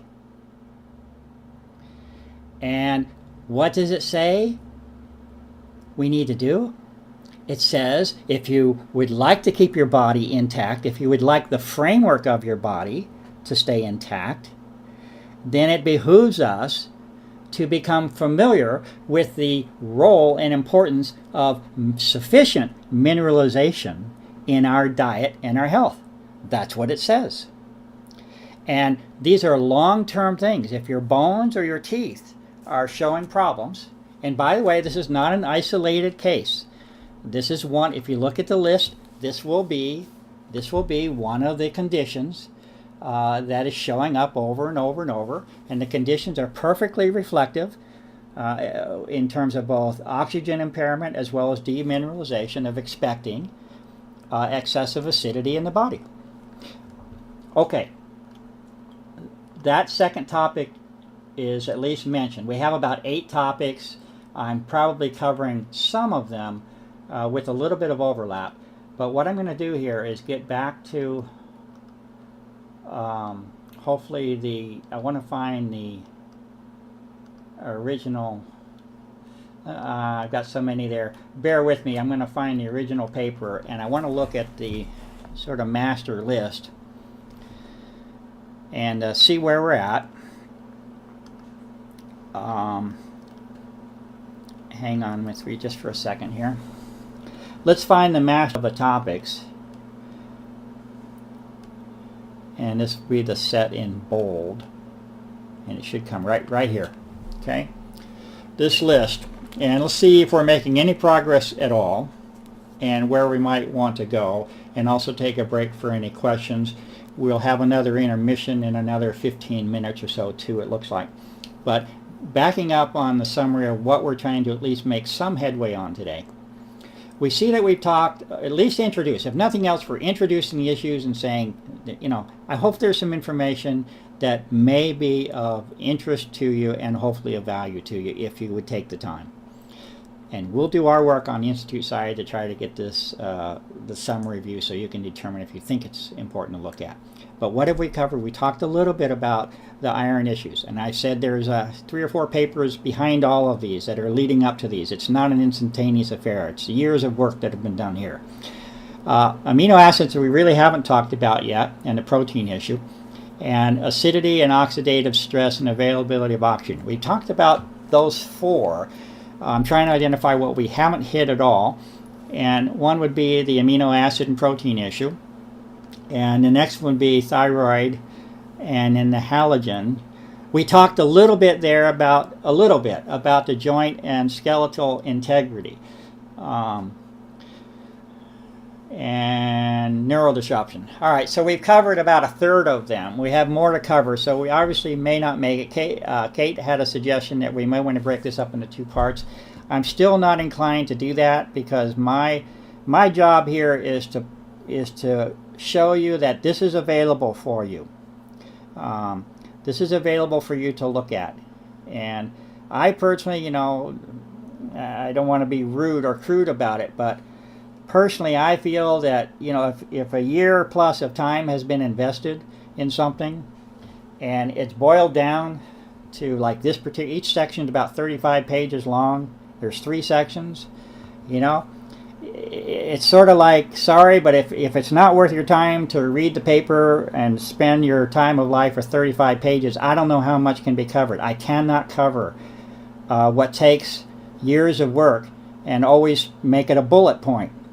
So I'm asking people to decide for themselves whether they think it's of value and merit, and to take the time to read it and to study it. Actually study. It's an okay thing in life, because I can't cover these things in 2 minutes all the time. And sorry if I get a little bit irate there, but I don't mean to, but it's like life is not a bullet. Now, we know that we have to talk about, we're going to have to make some headway on this thyroid issue and this business of aromatics. We're going to have to hit this one. And I think we're going to have to at least make some references to this neural disruption issue, because these are some of the newer issues that were brought up in this paper. There's a long history on these others about the blood and cellular integrity. And there's been a fair amount of mention of amino acids in previous papers, at least to give you a hint that you need to be looking about what amino acids are and why they're important. Important because they're the basis of all proteins, and proteins constitute roughly 50% of our bodies, and it's your structure, and, you know, what do they call it? Building blocks of life. Those are buzz phrases, but man, they have meaning. If you're not building your body, then it's wasting away. So we'll try and maybe talk about that a little bit. But I think what I'm going to try to do is introduce this issue of aromatics, this issue right here of thyroid and halogens, that one a little bit, and then this neural disruption. And maybe if I'm somehow clever, I just pass on a couple more comments about the amino acids and proteins and joint stuff. I'd like to try and do that, but if I do, I can't spend too much time with it, because that's 3 major topics still. All right, so that's my plan for the next half hour or so, if anyone's willing to stay with me during this remaining session. So my question at this point would be, we know we're going to break probably about 15 minutes for an intermission. I could start to make headway on those, but I think it's a very good time, again, to ask whether or not there's any questions whether it's making any sense, what I'm trying to introduce to you tonight, whether or not there's anything that is just incredibly lacking, and we're just not getting the point across. So I'm going to open it up to any questions amongst us to see how we're doing. Clifford? Mm-hmm. This is Kate. Hi, Kate. I'm just posting information about this section of the paper on the web, on our Facebook page, the Carnicom Institute Facebook page, and I'm just wondering, would these potential mitigating strategies, these would be good for all people, regardless of whether they have the Morgellons condition or they're just trying to become healthier to protect against disease. Isn't that correct? Well, I think you're hitting a very important part, and I appreciate you sort of pointing that out, because as I started to mention at the beginning of this, is this has been a journey for me too, and a journey for many of us in terms of trying to understand certain health influences that may have happened in our life that we couldn't really explain very well. But yes, it has become a journey of understanding what health is about in a more general sense. And later on, when we have some other discussions that are coming, the ubiquitous nature of what we're speaking of is something that can be rather overwhelming to us as we talk about it more. And this is not an isolated little issue that we put in a little box and we say that only a few of us are affected by it.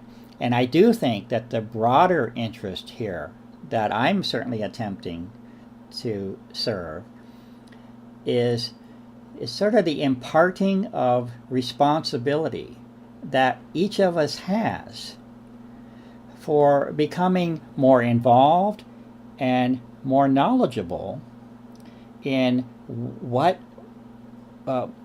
is happening to our bodies as we live, and how we can try to improve the foundation of that, along with attention to, let's say, specific problems. At some point, we know we're after very specific detail about things. This is where the drug companies come from, right? You have a very specific problem that you're attempting to address. And nowadays, many of them will have side effects that go along for the ride that are probably equal or usually greater impact. So I think what you're saying is really also what I'm trying to say, Kate, is that there is a broader picture here, and that the information that we gain about these major systems in our body, such as oxidation and acidity and joint structure, this very list, that this is something that represents an open door for us in our whole lives from the very beginning to understand. And if we're young and we learn early, then maybe we have certain advantages. But that the responsibility really exists all the time for all of us to become knowledgeable in these affairs, and so that we do have more responsibility as well as productivity and fruitfulness in our lives from that understanding. So yeah, that's the broader picture to me. And of course, we're trying to apply it to a rather profound list, and also specific list, that's right above us here. So this is our specifics for those that understand that, and it's all here, and it's in a lot of detail actually. But there's also the broader picture here that I have become involved in and understanding. It's not fair to isolate and simplify things to the point where it has no meaning. You don't look at something on your skin without asking what's happening inside the body. You would be surprised how many of us are consumed with what shows up on the skin without ever even asking what is happening in the body. In terms of suggested, and I think you're going to, of course, shy away from answering this one, but suggested dosages for like NAC, what would be a great prophylactic? Should people take 1,000 milligrams, 500?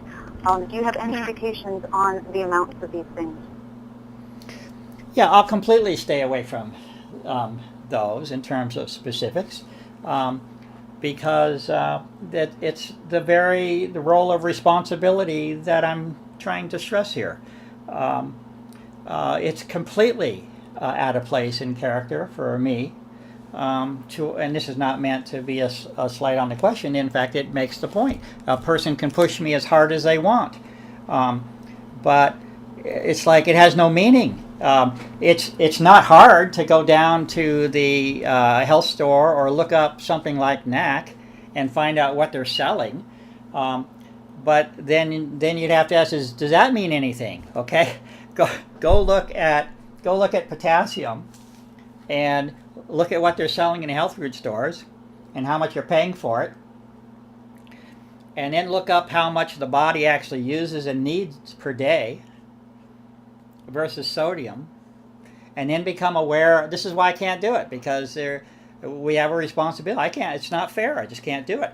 And then look at the obsession in this society with sodium, and start asking questions about, even if you think you're well-intentioned and go down to the store and you think you might want a potassium supplement in your life, but that there are those that will tell you that it can cause a heart attack, so that's enough to give you a second thought. Just like on the iron issue I already presented, too much iron can kill you. You see why it's totally inappropriate for an individual like me to be declaring that type of suggestion, right? So we know that I would never do that, and yet I'm saying that the means to settle these questions, it's available to us, and I'm not the best person for that part of it. My role was to show you by a direct observation and controlled test that this particular substance appears to have value in inhibition of a particular cultural growth form, right? That's what's appropriate for me to show you, and I shall do so. But anytime anybody will try to pin me down and put me in the role of diagnosing or prescribing or suggesting certain amounts, I won't do it. You'll find a paper where I wrote where I pushed that as far as I possibly could, and I wrote down to the milligram level how much I was using in a particular culture growth. Okay, so it's like, hey, if somebody wants to use information in various ways, they can do it, but along with it comes the responsibility. And so anyway, not to get too strong on it, but it just wouldn't actually even make sense for me to do that. And if a person has the means, and you're not at disadvantage in terms of medical situation in this country, then you can go choose the health professionals of your choice to help you in that process. So I hope that's, I know it's not answering your question, but I suppose that's the point, is that I'm not going to answer your question in that way, and yet the reason I ask is that people inevitably write to the Institute and want to know, and so just to clarify for everyone that's listening. The protein rebuilding amino acids, joint and skeletal integrity and elasticity, let's just put all those together. And once again, there is very direct information and evidence and study. I'm always so cautious in the way I say things, but it's like over years and years and years, and it's happening on a daily basis. I mean, I'm in there today as we speak, and on a regular basis, I'm after identifying certain amino acids and proteins. I know they're there, and they're very important. Well, the evidence says that this structural form has amino acids in it. And amino acids are the basis of proteins. And proteins are the building blocks of life. And proteins make things. They make structure. They create structure, right? Proteins have lots of different functions. And 50% of our body is proteins. So, if something in your body, go back to the bacteria, right? Bacteria feed off of iron. So let's just say there's something in your body that has amino acids in it, okay? And you can show that. Well, then you get to ask, where did they come from? Where did the amino acids come from? And it's a very logical argument that can be made, is they came from the source of nutrients for that organism. And if it happens to live in the human body, or in whatever, then the human body is the source of those nutrients. So this is theft, right? This is theft of energy from one host to another living form. Okay, that has a consequence, because the proteins, they in large part constitute your existence in the physical world. So again, it's not a trivial issue. If one finds amino acids and proteins, then we need to know which amino acids they are and how that might affect our body. So there is the raising of that point in this article. And that's my job here tonight. Specific amino acids are identified as being strong candidates. Right now at that point they include cysteine and histidine.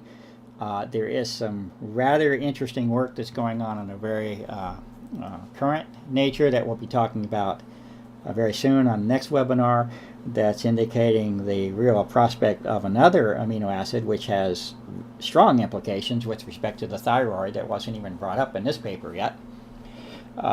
So nevertheless, the simple point would be, if proteins and amino acids are being stolen from the body in order to support the growth of something that we really would prefer not to have in the body, what can we do about it? Well, where do proteins come from? They come from nutrients. What do human beings do? They eat, right?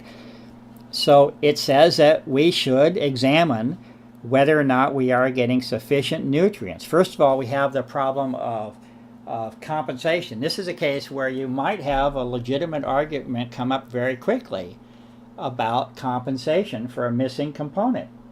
I think it's fair to look at that. And I think it's fair to examine your diet and find out, examine it from a standpoint of nutrition with respect to proteins. I think that's a valid thing to do. Now, this is on a more practical note of just something I have run into. And again, this is more from the anecdotal and personal side. But let's just say, and again, I'm not saying yes or no, but let's just say you adopted the standpoint that you thought that an increase in certain amino acids might be useful in your explorations. And so you go down to the store and you buy amino acids. And what I'm going to ask you to do is look at the price of those items that you're buying. And I'll say for the casual person in life that's subject to this economic situation this world is in, you might find that a little bit taxing in various ways. They can become quite pricey. And then the next question is start to look how much is in there. I mean, like, how much are you getting when you're paying this money for amino acids? And so then I would say start to examine nutritional sources and maybe make some comparisons. And this is a case where I specifically wanted to, this is like a matter of fact. This is not a matter about a recommendation. Do two things. Go price the selling of amino acids as a supplement, and the body needs like 20 of them if you decide you're going to go for the whole ball of wax, and just tally up your bill and find out how happy you're going to be when you do that. And then walk over to the section where you have some protein powders, for example, which they can make out of rice, they can make out of hemp, and all kinds of other things maybe. Just go look at a protein powder and look at the amino acids that are listed in that protein powder, coming from something like rice, no less. Fascinating.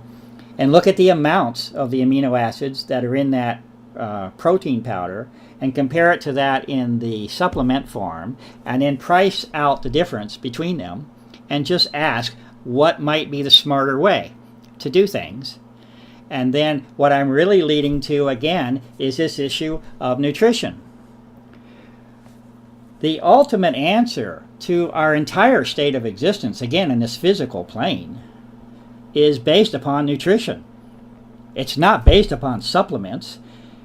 If the mineral, if the soil was was sufficient rather than deficient with minerals, if the water was clean and the air was pure and the food had the nutrients in it that nature has provided to us in their original state, we wouldn't even be talking about such questions of supplements. You didn't go down to the health food store in 1850 and ask for NAC. So there's a broader issue here, once again, of nutrition. And that's all I'm saying is start looking at the issue if you're interested, and start to ask the question, what if you did have a disruption in the protein constitution of the body, what might be a way that you can improve that? And I will suggest to all of these things, no matter what they are, to give the front stage.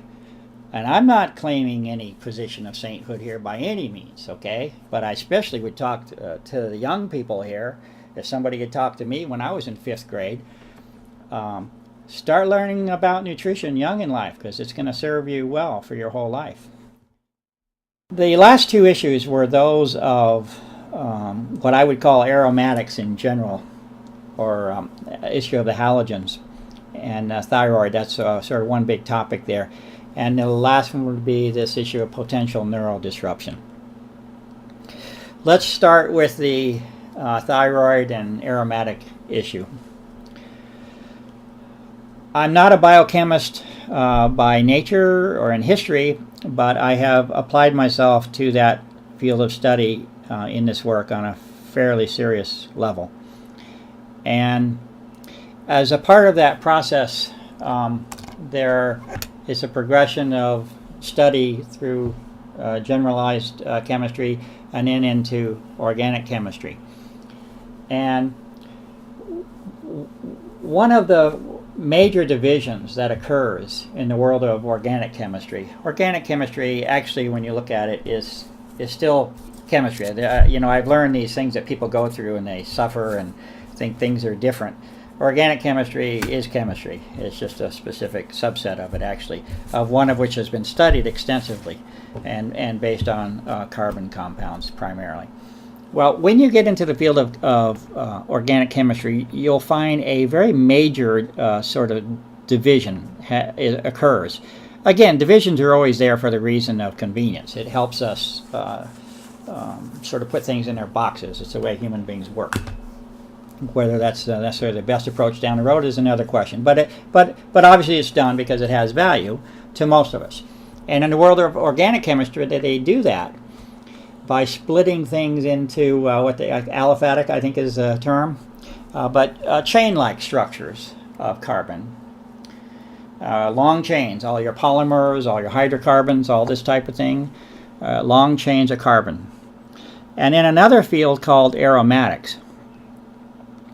And it's an important division because the chemistry that goes on with them is significantly different between them in at least some ways. And the difference is between something being a long chain and something being a ring, something that comes back on itself. A very classic example of what is called aromatic chemistry is that of benzene. Benzene, and the history of all this stuff gets very interesting, folks, if you ever have the time in your life to study it. But aromatic chemistry is a very fascinating and rich portion of organic chemistry study. And again, the simplest example was that of benzene, and what distinguishes is where you loop around and the carbon comes back on itself and joins itself into a ring. You may have heard the expression benzene ring. Well, the reason this has become important is because in the paper, if you read the previous papers, you will keep seeing this reference popping up to the existence of aromatic compounds. And this is because this is what the infrared work is showing. It's showing the existence of aromatic compounds. This ends up being extremely important in terms of the potential implications within organic chemistry. Now, I won't have time to go into all the details of it, but I'll try to give an idea of why this is important. When you have these ring-like structures, there's a very important reaction that very commonly can take place, and they call it substitution. I'm going to try and see if I can find. See, this actually is more on the second paper because it's where I would have talked about that chemistry more. But let me get back into the thyroid section. See if, oh boy, too bad we missed the section on the liver. Have to be for another time, folks. But look into what's called an enlarged liver. And what that means. Oh, by the way, what's the number? 1/3, this is in the conventional literature, 1/3 of the entire population has an enlarged liver. Enlarged liver is not good news. Liver is where your toxins are stored. And if it's enlarged, the hint is that it's not able to get rid of the toxins quick enough. Your system is not keeping up with the load on it. Alright, let me see. I'm starting to talk about the thyroid here. Now I wanted to see if I ever showed anything about the chemical structure here. I didn't. It's on the second paper. It'd be a nice thing to see. I'm going to try to sneak it in if I can, because yeah, okay, good. Okay, they were getting there.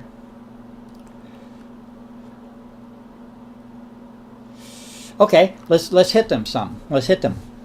So there's a picture that shows benzene. So this is a classic world, what they call an aromatic ring. Classic aromatic structure. Benzene. Many of us heard of it.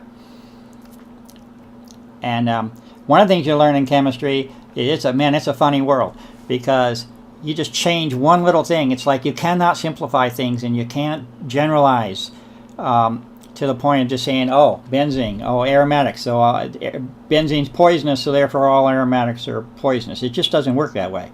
You just make the slightest little tweak, and it's like everything changes. It's such a fascinating world.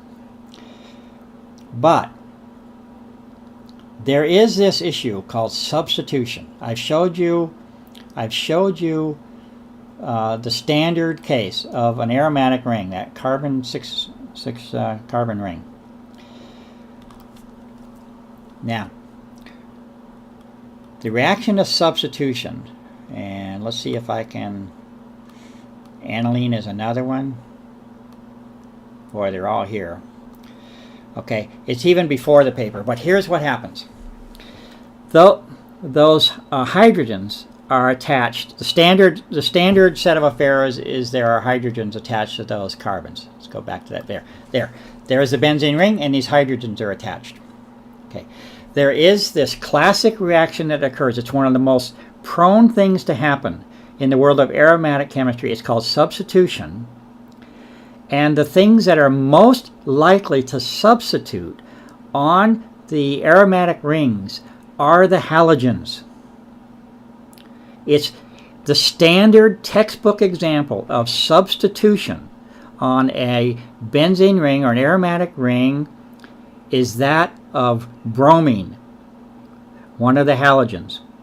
Now, the halogens are the most reactive elements that exist. The halogens are toxic to the human body, with the exception of iodine. Our bodies have adapted to iodine, and it plays a very important role in our bodies. It's quite interesting on the evolutionary side that the marine creatures and plants even are strongly tied into iodine if you get into the evolutionary line of reasoning. But our bodies have adapted to the role of iodine in our body. The other halogens are bad news. Fluorine, chlorine, bromine. These are bad news guys. Bad News Bears, wasn't that the name of a movie? And I'm starting to show you an example of what it starts to look like.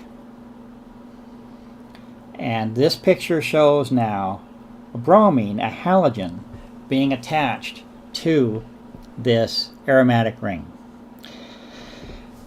The reason this ends up becoming important is in this way. The first part being that the work is showing the existence of an aromatic structure, and it appears to be fairly dominant and important from what I can see so far.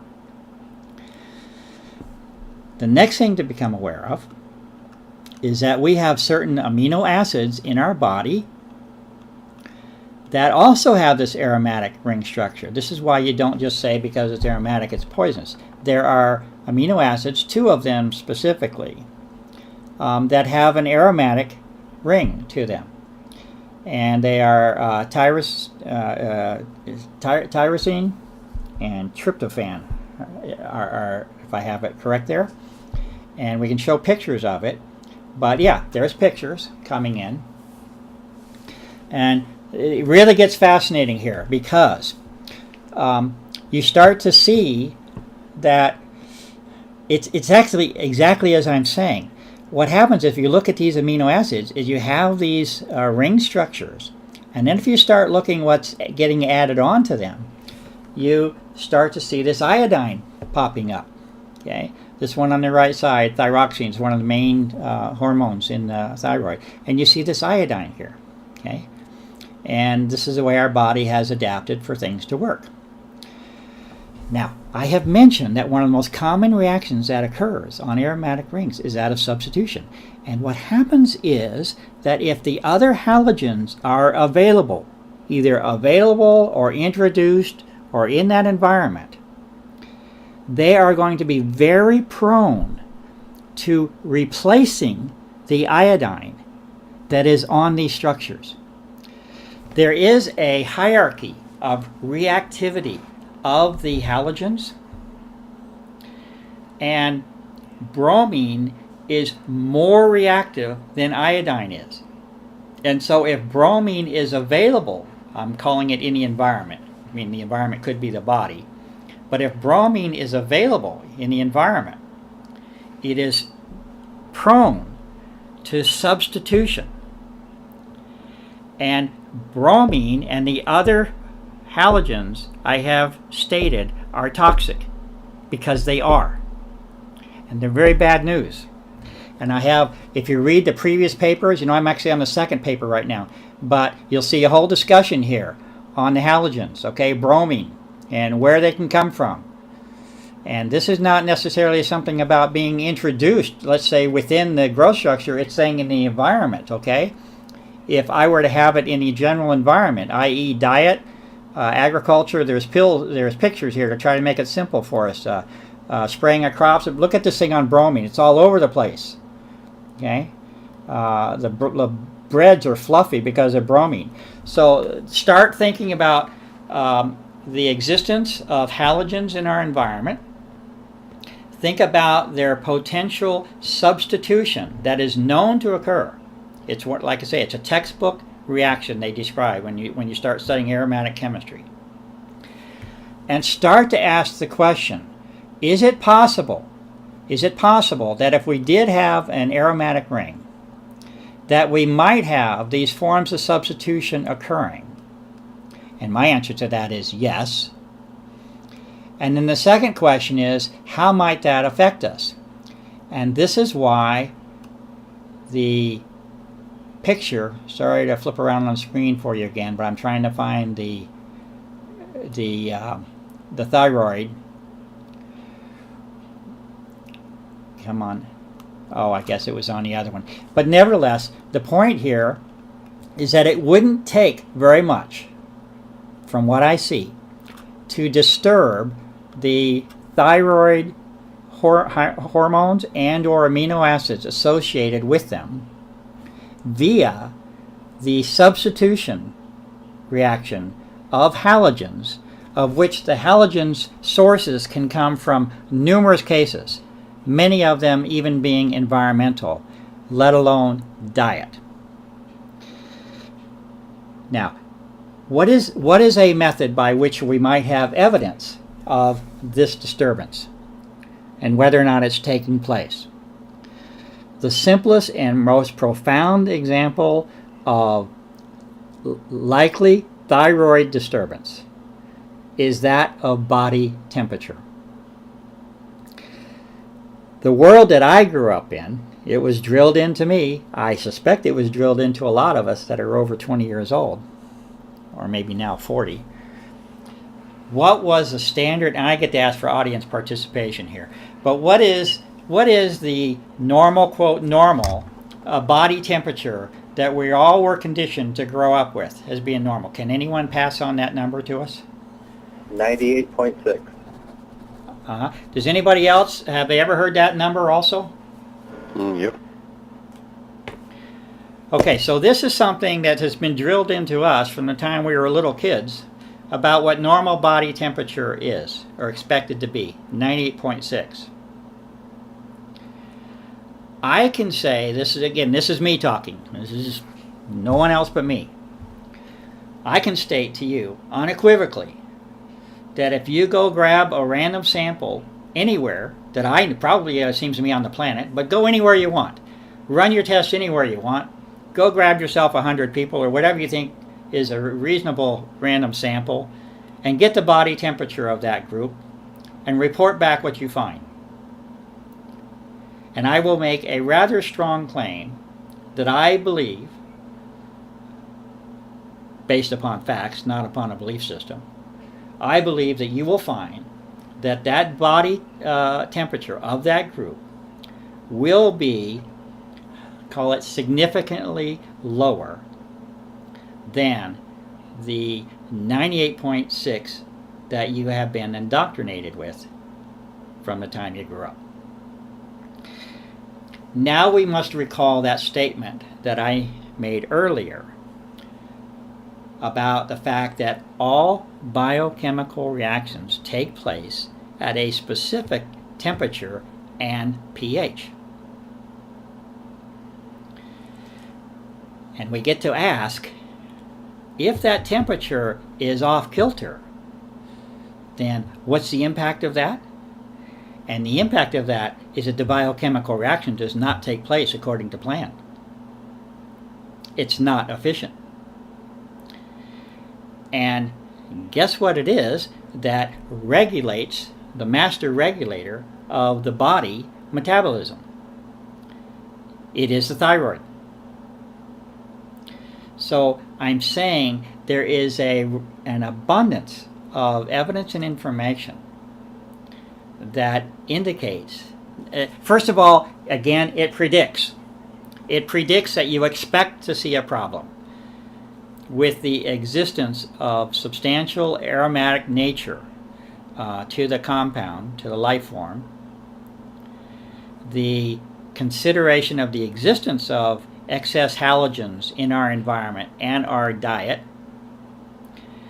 coupled with the measured and observed systematic trend. I will tell you a particular doctor that I know of specifically told me he hasn't seen a patient with a normal temperature in the last 12 years.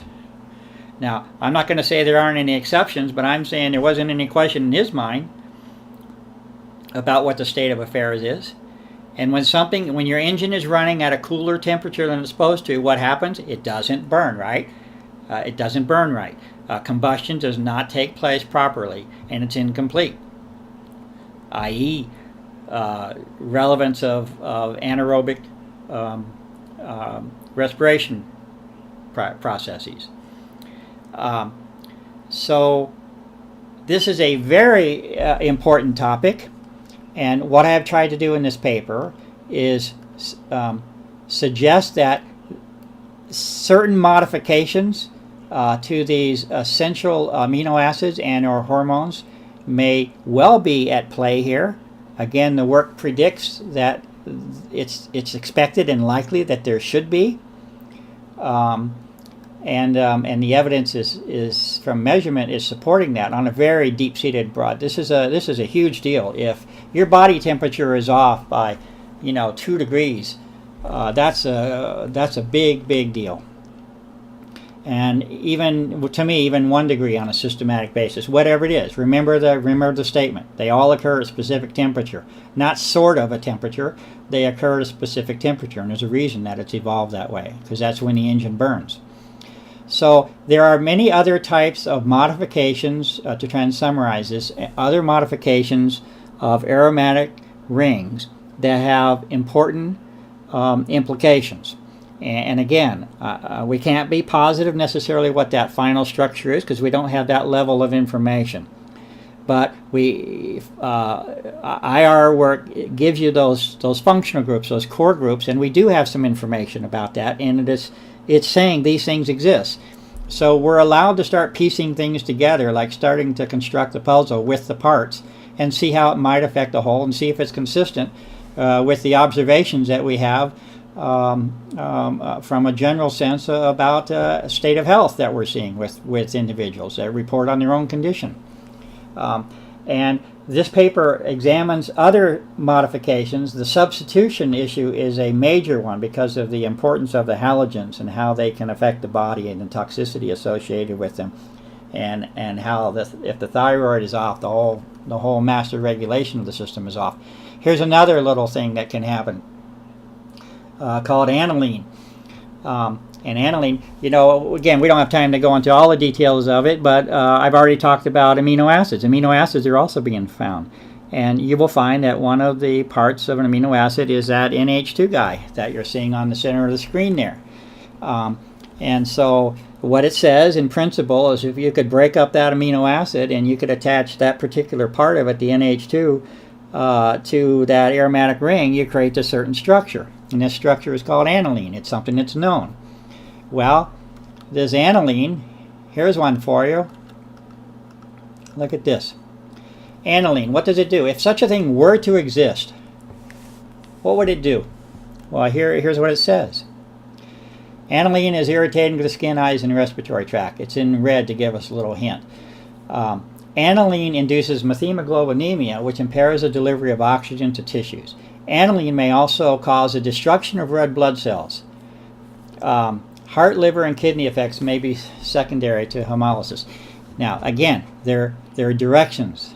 They're like pointers saying, you might want to look at this, folks, because you will find me writing in my papers approximately at least 2, if not 3 years ago, and introducing the term methemoglobinemia, which has to do with impaired oxygen content.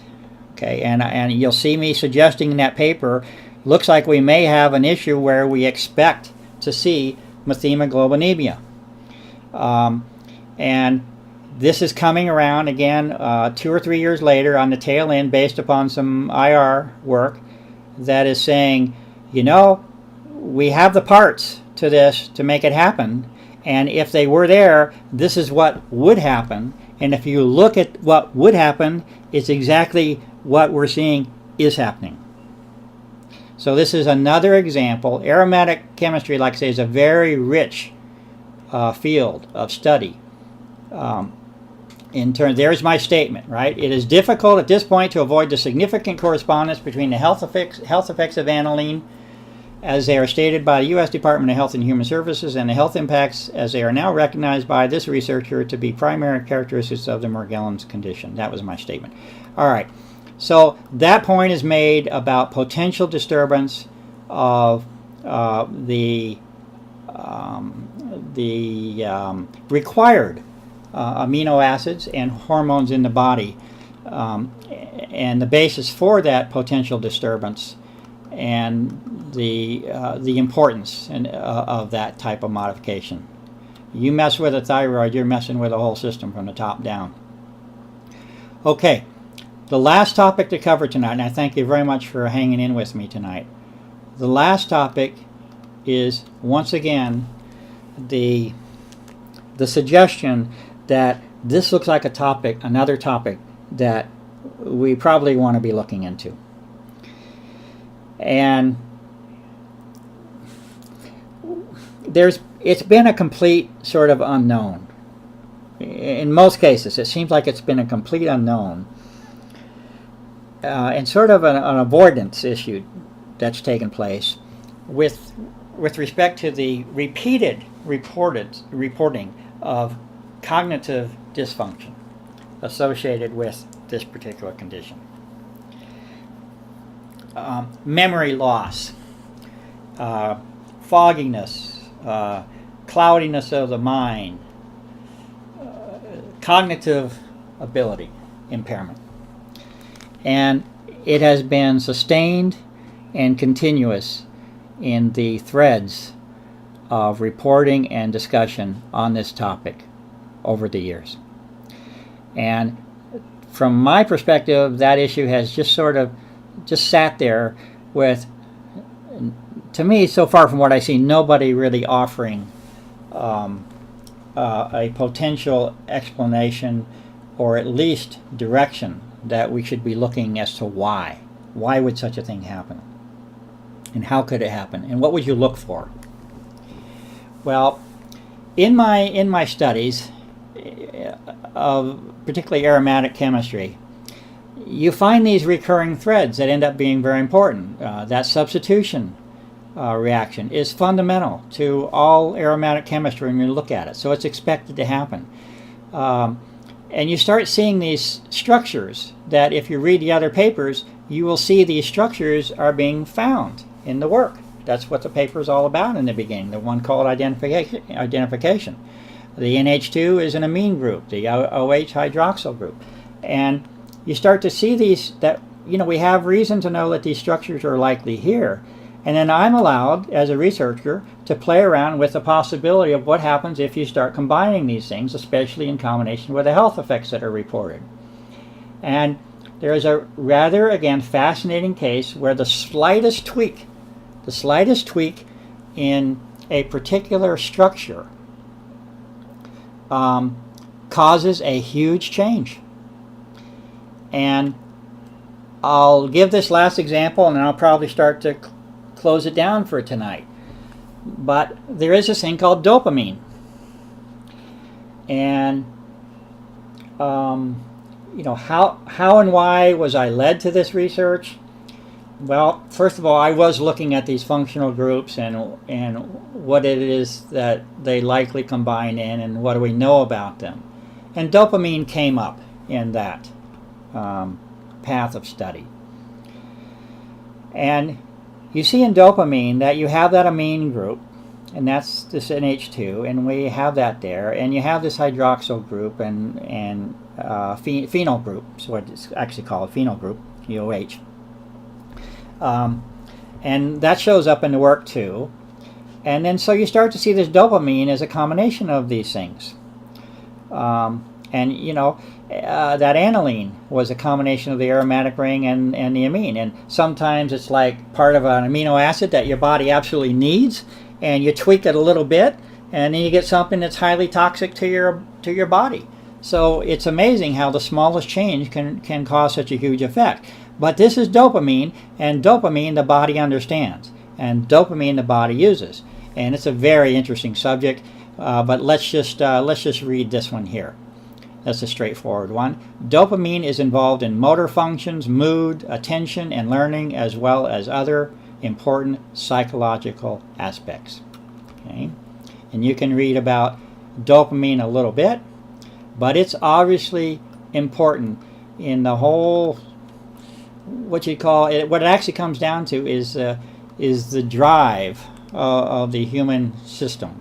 There's an interesting article that I tied in here where a guy talks about dopamine just from the issue of drive, the motivation, the energy, psychological sort of energetics are strongly tied in with dopamine. And moods and depression and attention and learning. See all that? It's all there. Okay, well, here's what's fascinating. If you take this standard thing that our body uses, and I'm not sure where I have that on the paper, it's probably on that previous paper. But if you take that standard construct of dopamine and you add, and I'm going to see if I can find it, you add another phenyl group, meaning you just tack on another one of those little OHs to it. If it gets tacked on there somehow, and I'm hoping I can Oh wow, that was all the stuff on acid. My goodness. I got to try and get down and see if I showed it again. Because I think I did. There's dopamine again. I'm trying to find this modification if I showed it. There, I did it. Great. Okay. This is great. On the left side is dopamine. This is the way it's supposed to look. And here's my statement. What if, as an interesting question, we were to introduce a minor twist into the dopamine structure? What might result? Well, look what happens. You add on just another phenyl group, this OH. You add that on to this normal structure of dopamine. You get something called oxydopamine. Now, how this actually happened, if you look, you're going to find some work where I did some comparison with a very extensive tabulated spectral database. And in all honesty, I'm going to say what actually sort of tipped me into this sort of pursuit was that when I ran this spectral comparison, I actually ended up starting to see the word oxydopamine in terms of what I'm working with, what I'm saying I have found. And this is what actually triggered my interest in it. And this is when I started to look at oxydopamine and what does it mean. And then now I see what it means, that I see that you just have this little twist of another phenol group on there, which we did identify, actually, and I have this thing called oxydopamine. Well, the big question here is, what is oxydopamine about? What does it do to the body? And before I go to it, I want to hit this highlighted section because it tells you the importance of dopamine again, right? We have some appreciation of its importance. Dopamine, amongst other functions, plays a role in motor control, motivation, cognition, arousal, and reward. Okay? I mean, look at this. It's loaded. It says, research in the area of Parkinson's disease, schizophrenia, sleep cycles are also very active, just to name a few, related to dopamine. Okay, now the question is, that we're going to try to end with the main discussion tonight, is guess what oxydopamine is? You add on that one little phenyl group to it. And what happens? There's some bold statements for you. Oxydopamine encourages or induces Parkinson's disease. Look at this. I should have bolded this statement too, but read the following sentences. The following sentence. One of the main usages for oxydopamine in scientific research is to induce Parkinsonism in laboratory animals such as mice, rats, and monkeys. They use it to create Parkinson's disease. Oxydopamine is a neurotoxin. Small change, big change in function and consequence. So, I'm not trying to overstate it. I am saying there is reason again to open up the issue of discussion of neural interference with particular emphasis upon dopamine or related structures because of the existence of certain functional groups identified in the earlier work of this paper, coupled again with the symptoms and reporting over years that are directly in line with the type of disturbances that would occur if such compounds were modified in this fashion. And in addition to that, I can say that you will find the work showing within that spectral database comparison, which only exists in one place in the world, by the way, at least publicly accessible, and that's Japan. U.S. doesn't have anything like it. But that search identified the best match that I could come up with in those 10,000 organic compounds shows an oxydopamine component to it. Maybe coincidence, maybe not important, but in my mind it says, I got about 3 or 4 ways that this thing's catching my interest. I'd like to look at it further. So with that being said, and I really do appreciate your patience tonight, that at least is an introduction to the topics of discussion of this last part of this paper, about the direction that we might all wish to go, or at least consider going. And first of all, learning what's real and not real, getting the resources to get the proper answers with the right equipment and the right support so that we're not having to guess, and get out of this world of educated deduction. And I don't want to use the word conjecture, because it's really not conjecture. It's all based on analysis of some type. But bring a more definitive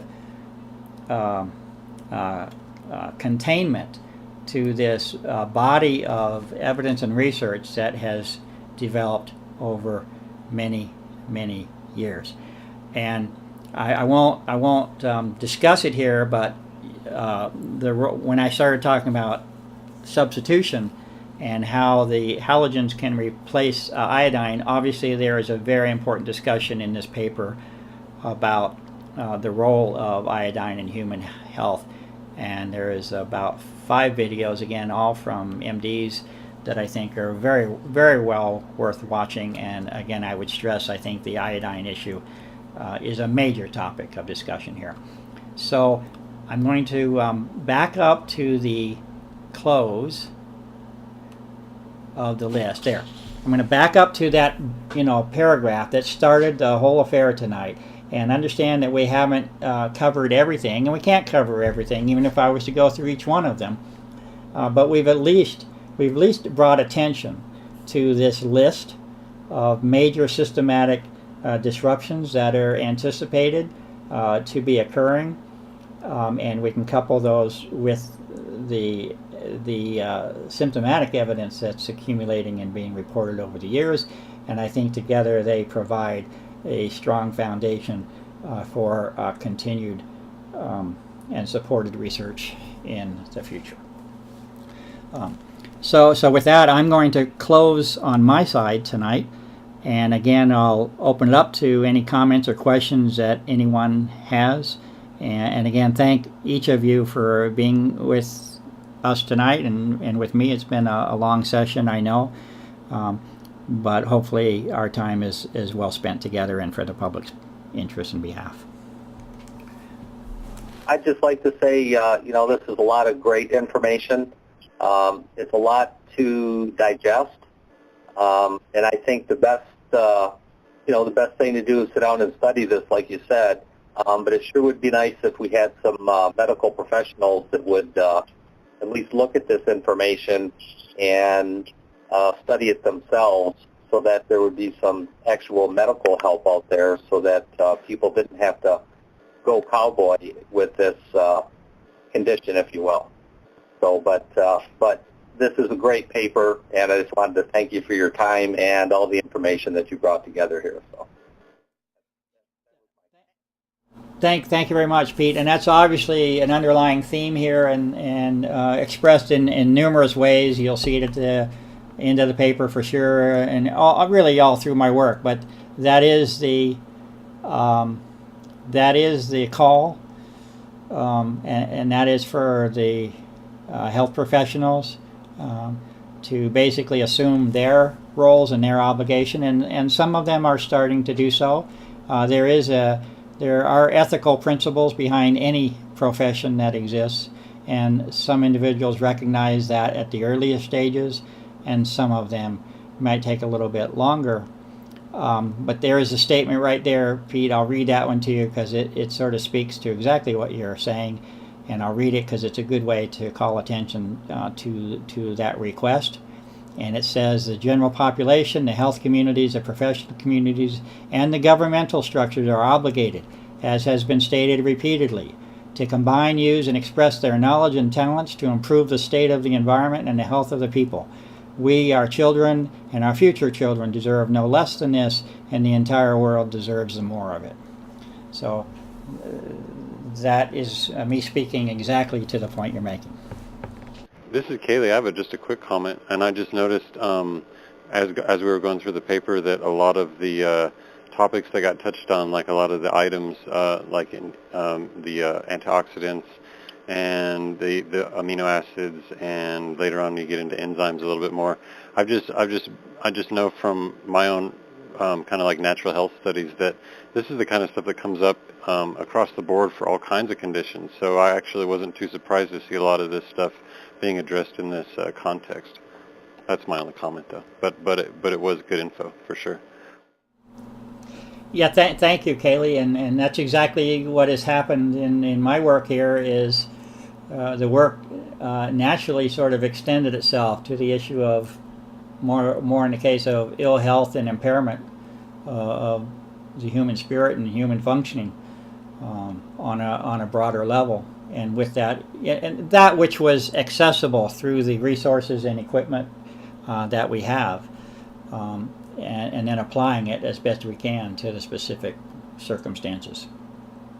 You know, I notice more and more people wanting gluten-free products, and what they're saying is how much better they feel. You know, digestive issues start to clear up, memory things start to clear up, migraines start to go away. And so what I'm wondering, after hearing you talk about the halogens and the replacement, that once they get rid of the gluten, it's not just gluten in and of itself, but how it's replacing what's needed in the whole iodine thing, that when they get rid of the gluten, they're getting rid of one of those halogens. The bromine. Yeah, the bromine. Yeah, I don't know if I can speak to that very well, other than certainly I have learned in the process that all the classic diet offerings to us, particularly in the world of bakeries, you'll find that table of the diet sources and environmental sources of the halogens. It's just amazing. Bromine in breads, bromine in sodas, bromine in cereals, bromine in pastas, bromine in flours, bromine in vegetable oils, bromine in pesticides, bromine as an insecticide, bromine in pharmaceuticals, bromine as a preservative, right? So the dietary sources and implications are really quite extensive and problematic here. So it sounds like that's it for tonight, and thanks again for everybody being here. I hope it's been useful, and we'll try to pass on the information to the public, and it closes this session of research, which is not ending by any stretch of the imagination. As a matter of fact, as I've said, it's really just a door to the future. There is other research going on that we hope to also be talking about. It'll be more of a contemporary nature, more suggestive of things that we need to be considering, and we hope to do that in the fairly near future also. So stay tuned, and we'll talk to you as soon as we can. So thanks a whole lot, and have a great evening to all.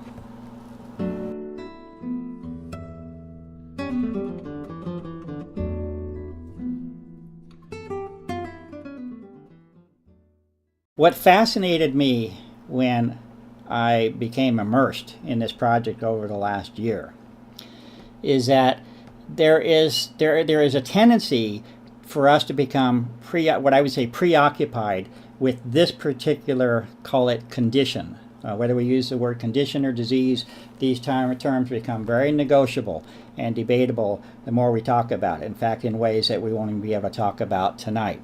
There is no proper characterization of this because it has not been approached from the scientific community properly yet.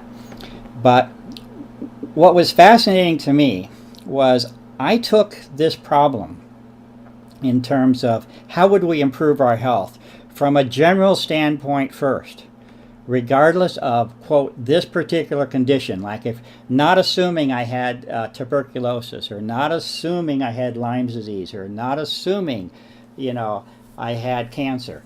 But what if I was sick? What if I was sick? What do we know about disease in general? And the place to go for this is pathology. These would be pathology textbooks. And I was at a used bookstore there in Flagstaff when I found this, 2,000-page thick book, and it's by a guy named Robbins. It's quite a classic, and it's called Robbins' Pathological Basis of Disease. And I've said this maybe before, but I picked up this book, and I was completely just engaged in the first 30 pages of this book. I never have read that entire book. I've got my life ahead of me to do that. The first 35 pages of this book were enough to completely occupy me in terms of the revelation of how much we actually already know about disease. And in that book, in the opening chapter of a standard reference but grounded pathology book, there is a clear declaration. It's not a maybe. It's not ambiguous. The book was written in 1978, the one that I have, and it was very clearly stated at that time in 1978 that we know the primary causes of disease. And this is a list of those 4 causes. And it's an eye-opener to me, because the book did not say, this is if you have tuberculosis, this is the cause of disease. This said, this is the cause of disease. So to me, it was like straightforward. We actually know a whole lot more than many of us have even give credit to, or are aware how much we know.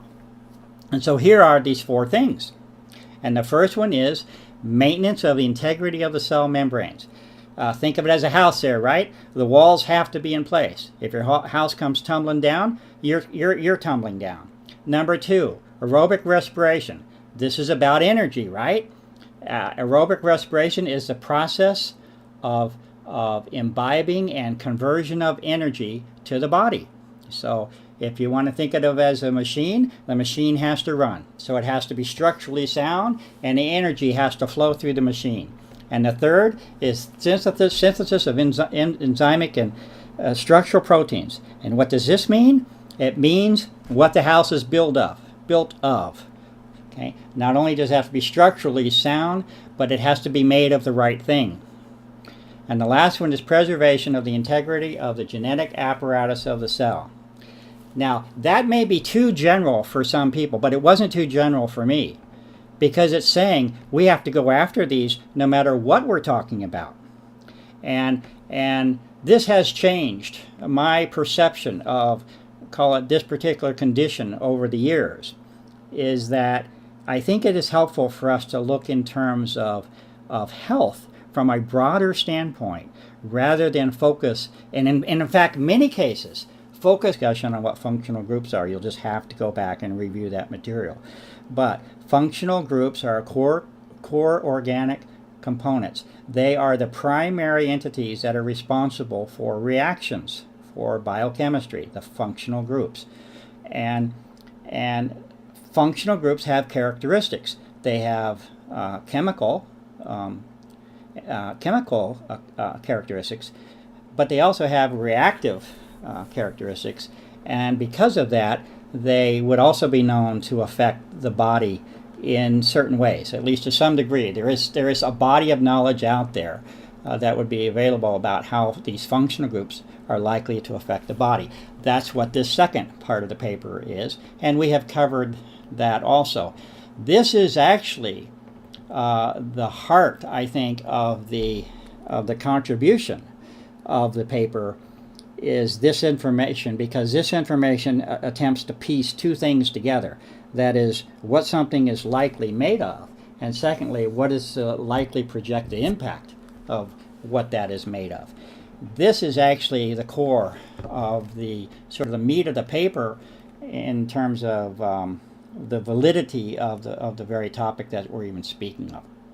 So this was a fascinating process in terms of writing this paper.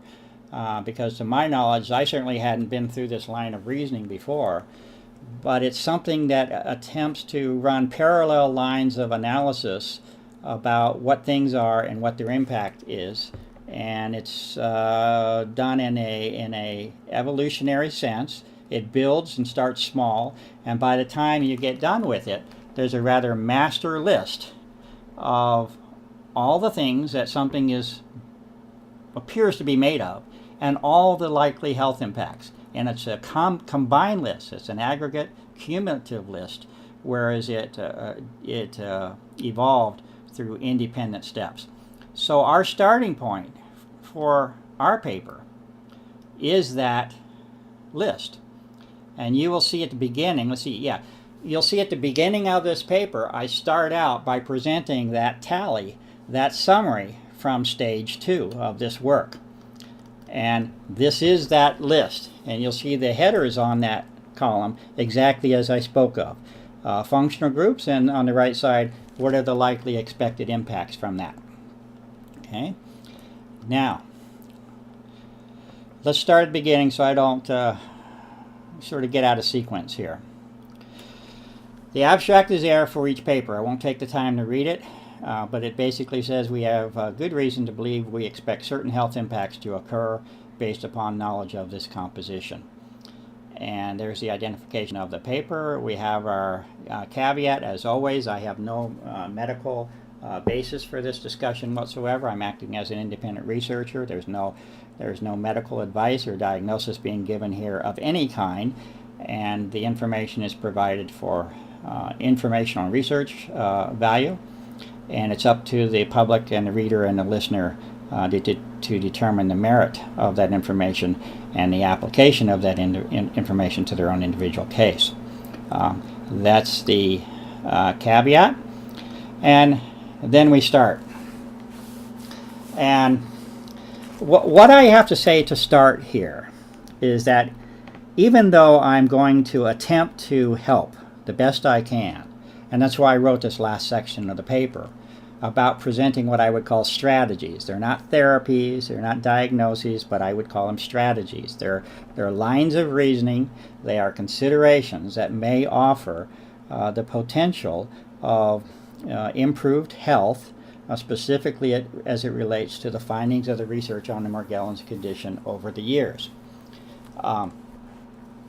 Now, likely occurring with the skin, you see temperature issues, and you start to see more serious potential implications of neurological and cognitive functions, and then joint pain, liver, and this list may be overwhelming to some, but it's simply the result of the research. It says these things could happen. It doesn't say they are happening, but it says they could happen, and we would not be surprised if they happen. Respiratory problems, okay, and how those can tie in. Dental issues, chronic itching of the skin. Every one of these is listed through that study of the functional groups and how they can affect the body. Okay, energy production, urinary tract. That is one heck of a list. There's no way around it, and it took a lot of work to come to that list. Now, from my standpoint, I believe that right now, at this point in time, with what I have just spoken, and that the result of that work to that point, listing that table, that we actually have, all of us have, sufficient information without me going any further to begin the process. If you study the paper up to this point and make your judgment as to whether or not it has merit or not, I think that we are all sufficiently equipped to begin the process of doing our own research in our own way, with our own counsel and our own support of professionals, to improve our health. I'm not a doctor. I am going to continue the paper, and we're going to talk about what I can suggest as being possibilities for improving it. But the information is actually in hand at that point in the paper. It's saying these are issues that you might want to be looking at, and if you have, for example, if you have evidence that bacteria in the blood is a problem, then start reading about bacterial blood infections. Start educating yourself, okay? And this is maybe my little moral diatribe, but I think we have the responsibility to educate ourselves in the process and not just expect health to come to us on a platter. It doesn't come that way. This is a continuous journey, and it's a very serious journey. and we have a responsibility for it. And there's no way that I can cut short this process that I have been through.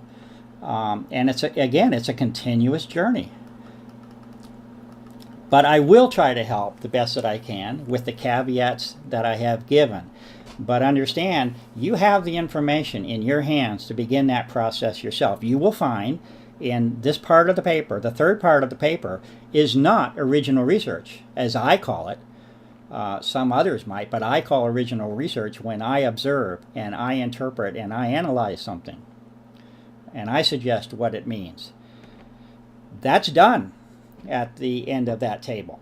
This third paper, the part of this paper, this is about me doing what I would call classical research, of saying, okay, if I know this, what do people say about it? I'm obviously not a doctor, so I don't know it, so I have to do research. That's what this third paper is.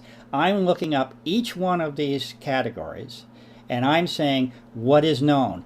How is it likely that we would improve our health if we knew such and such a thing? So this, from this point on, is honestly primarily a pure research exercise that every one of us has access to. But I will try to help, and we'll try to get through some of it tonight. This paragraph right here, that's in dark print, but that's bold, is the big picture summation of this previous work. And I'd like to read it because it's what we want to try and cover, at least to some degree, tonight, at least.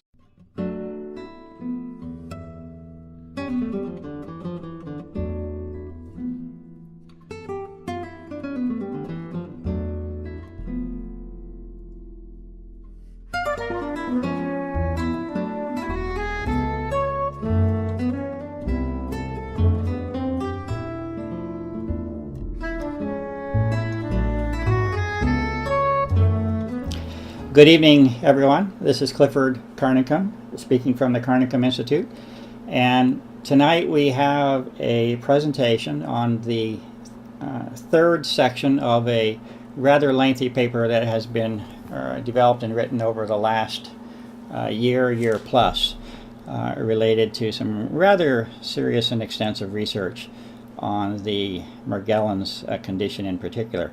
Our call tonight is we're joined by probably 4 to 5 staff members of the Institute here, and I'll go on a first name basis there. Kate's amongst us, and Kaylee's here, and Pete's here, and I'm here, and Carol's here, and Peter's here. So we have a crew of us here that are free to ask some questions as we go along tonight, and hopefully cover things that I might miss along the way that need to be pointed out. We have probably a half a dozen sort of topics to cover on the paper, and after each one we'll try to remember to ask for questions. So the title of this paper is called Morgellons, a Working Hypothesis, and it has a subtitle of Neurothyroid, Liver, Oxygen, Protein, and Iron Disruption. The paper has now been broken up into the 3 natural stages that evolved. And we have made previous webinars over this last 6 months or so on those previous 2 sections. Just in quick review, the first section of the paper is on the identification, and I won't go into any detail on this because they're topics in their own right and they've had their own webinar. But the first part of the paper had to do with the identification of what are called functional groups, which would be core organic constituents of a compound or a structure. With the means and resources and education and knowledge that are available to this organization. We do have our limitations, but we also have done some rather creative work with limited resources, and we do have some instrumentation that has given us some very useful information on that primary structural composition, which is the basis of the whole work. You know, it's rather interesting to me, but I sometimes read books backwards. And I know tonight, though, probably there is always an inclination for many of us to want the punchline, and that's a process of reading this story backwards. And if that's the way that we wish to read the book amongst us, that's fine. Go ahead to the last part and try to get your answers that you're after. But we must understand that everything that we're speaking of is based upon an evolutionary development, and nothing that we speak of is any better or any stronger than the foundation upon which it was built. It is wise and prudent for each of us to be familiar with what that foundation is. This first part of that paper is that foundation. It is the method. And it's quite rather tedious. It may not be fun reading, but it is the core and the basis of all the subsequent discussion.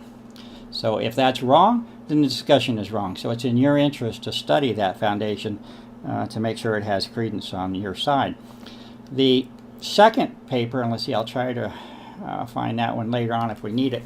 The second part of the paper was entitled Potential Health Impacts of the Various Functional Groups and Components. And this was a stage where we said, all right, if we have such core components of this growth form, this structure, what might be and what are likely to be projected health impacts from those functional groups. I will not have time to go into a whole discussion on the what I call a superficial or certainly surface evidence or symptoms of a particular condition. This is, of course, what much of holistic medicine has come about, to get at the underlying causes.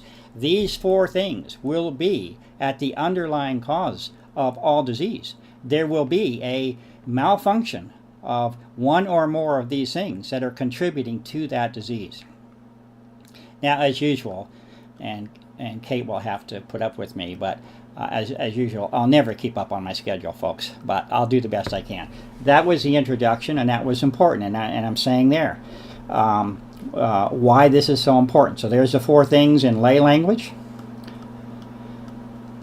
Okay, and you see me talking about how I'm after the root understanding of, quote, disease first, before we even get going. And then I say, all right, now that we have this in place, let's try to go to work on this particular problem. So this is that list that I was referring to. I will not have time to go through it all. We have done it at the end of the second webinar, I believe, to sort of show you how this list evolved. But it's a rather fascinating list because for the first time I've seen, it puts together a compositional framework on the left side about what we think things are made of, and on the right side it says what we can expect to happen from them, what influences would happen from these. Now, functional groups in themselves are not good or bad. Functional groups are the basis of organic chemistry, and they therefore can lead to proper chemistry and also imbalanced chemistry. But we're looking at imbalances, and so that is the thrust of the list that has developed on the right side. And so if you look on the right side, we'll go through it very briefly, but it is saying that you actually expect to see these imbalances as likely or could occur. I can say either way. They might occur, or I wouldn't be surprised if they did occur. And the list is rather powerful if you look at this list, because in the end we see, this was one of the findings of the paper, we have an extraordinary match between the potential impacts of these groups, these functional groups, and the actual evidence that we see, the actual information and symptoms that we see presenting within the population. So very quickly going through them, you see references to oxygen problems, you see structural forms that can develop made of certain things, okay, particularly with the filaments there, okay, they are made of things, and at some point we're going to learn even more about that. Then you start seeing okay, skin, this is all about the filaments, okay? We see everything that we're talking about here, we see. It's been reported in a substantive way, and that's why it's on this list. Fatigue issues and associations with those, hair, gastrointestinal, immune system. These are major topics, and you're already seeing major systems of the body that are expected to have problems if these are disturbed, and these functional groups can have a role in this. oxidation, free radicals, lower energy, the relationship between bacteria and blood, smoking, greater inhibition of oxygen flow, blood issues, again relating to bacteria, metabolic disruption, thyroid starting to kick in there, liver toxicity, gallbladder, has to do with the whole acidity and alkalizing systems of the body. So that's showing up. Then you see problems